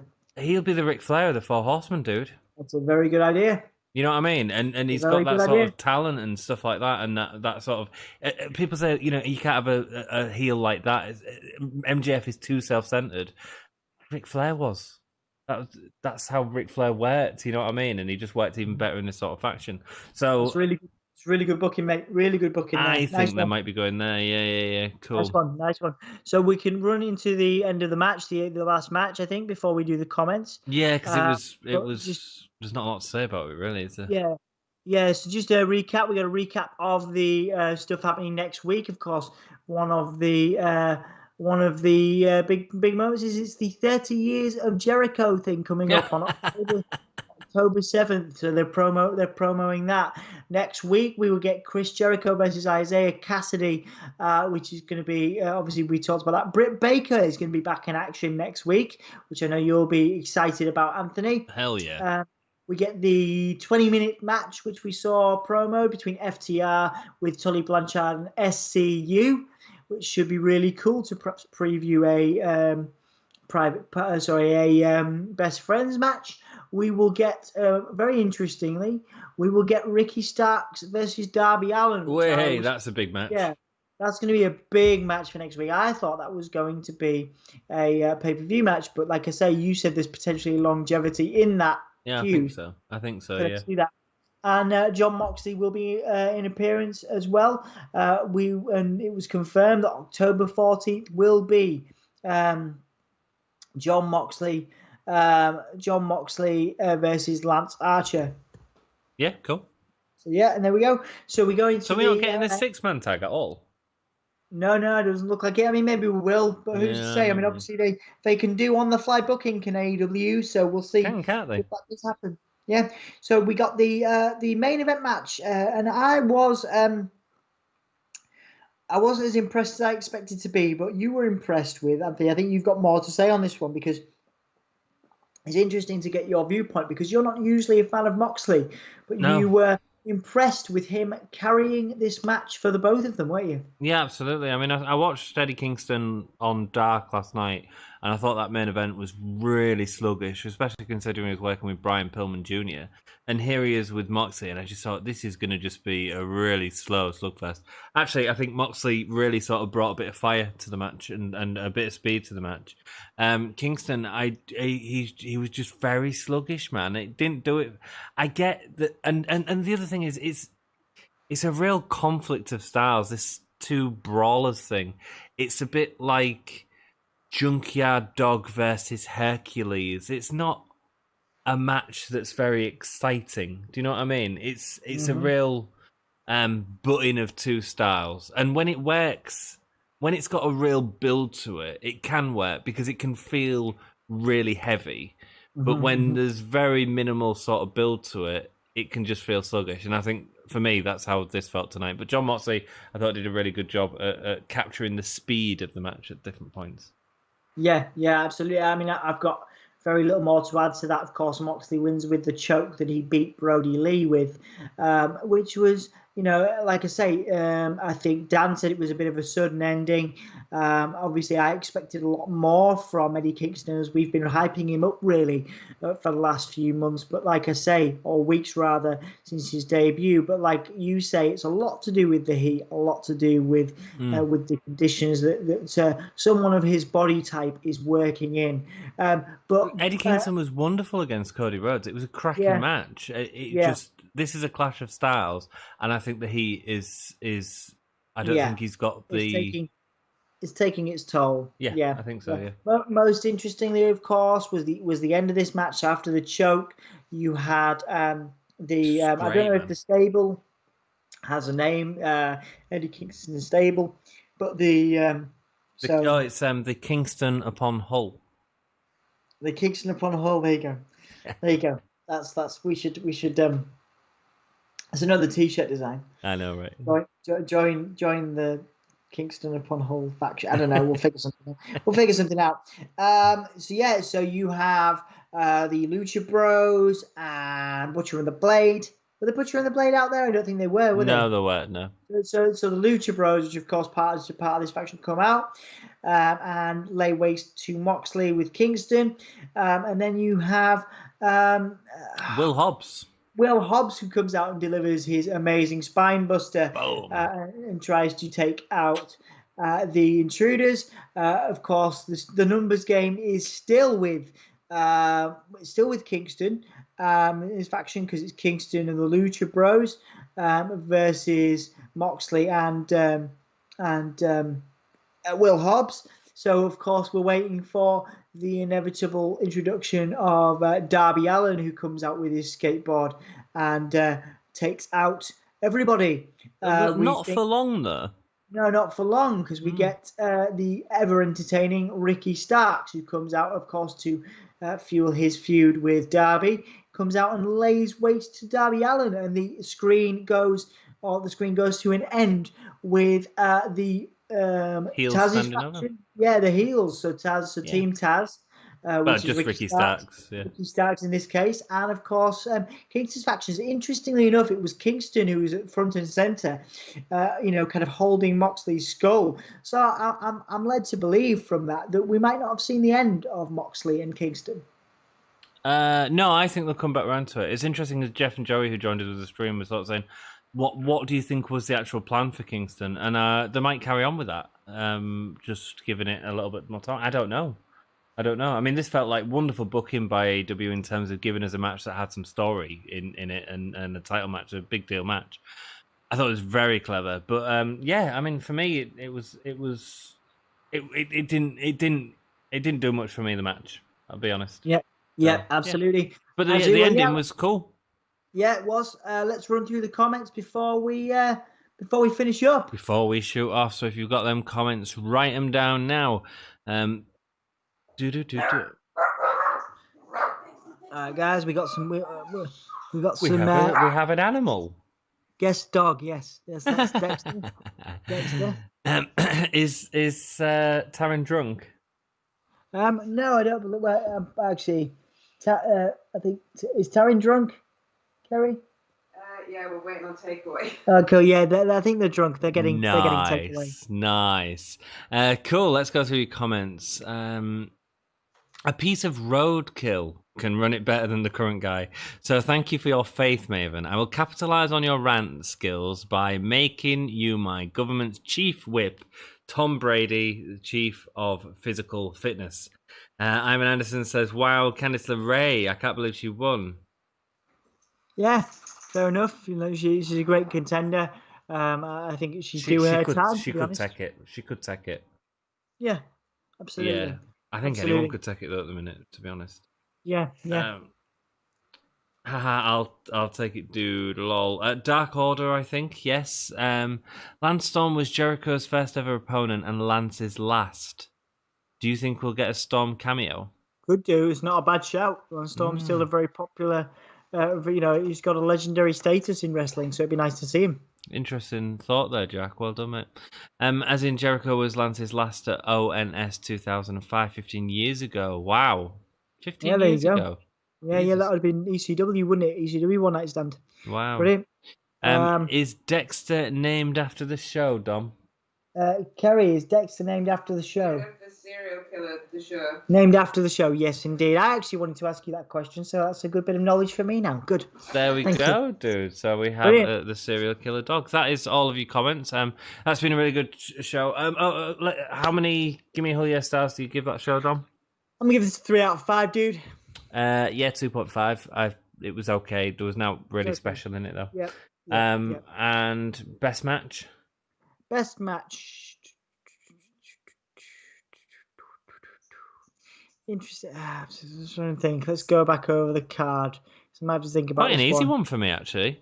The tag team match was pretty good. I think it was the fastest thing. The women's tag team match, I really enjoyed that. I'm gonna say the tag team match. Which is bizarre because we normally complain about the women's segment, but actually this was a really well done. Some of the promos were decent. Some of them just felt a bit out of place and didn't really do out. Felt a bit flat. Yes, indeed. Absolutely. What's the last one we do? Favorite performer. Brodie Lee. I think just that Brodie Lee promo was brilliant. The Brodie Lee promo was great. His in-ring action's good. His promos are ace. From an all-round perspective, obviously we can look at MJF and Jericho as promos. In terms of someone that did a match as well as a promo, it's got to be Brodie Lee. Cool, yeah, I can go with Brodie. That's fine by me. Rock and roll, guys. It's been awesome having you this evening for Dynamite. I hope you've enjoyed the show. If you are watching this in the future, please send us some love in chat and all that goodness. And we'll be back. Yeah, we'll be back tomorrow early on. We've got one at so it's NXT UK, 8 p.m. 8 p.m. tomorrow UK time, which is an earlier one than normal, which is good for us because we can actually go to bed at some reasonable hour. So yes, we will see you tomorrow. At the end of this stream, I'm sure most of you know now, I do like a little 5 count, like a Claymore, and we 5 count into the chant of Hull Yeah. If you're in America, please shout. If you're in Europe, please don't, because you'll probably wake some people up. So here we go to end the show. 5, 4, 3, 2, 1. Oh yeah!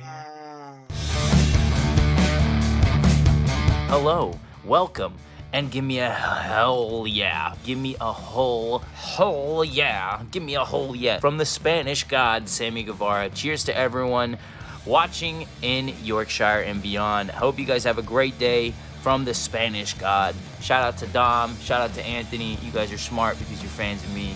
And anyways, have a great day.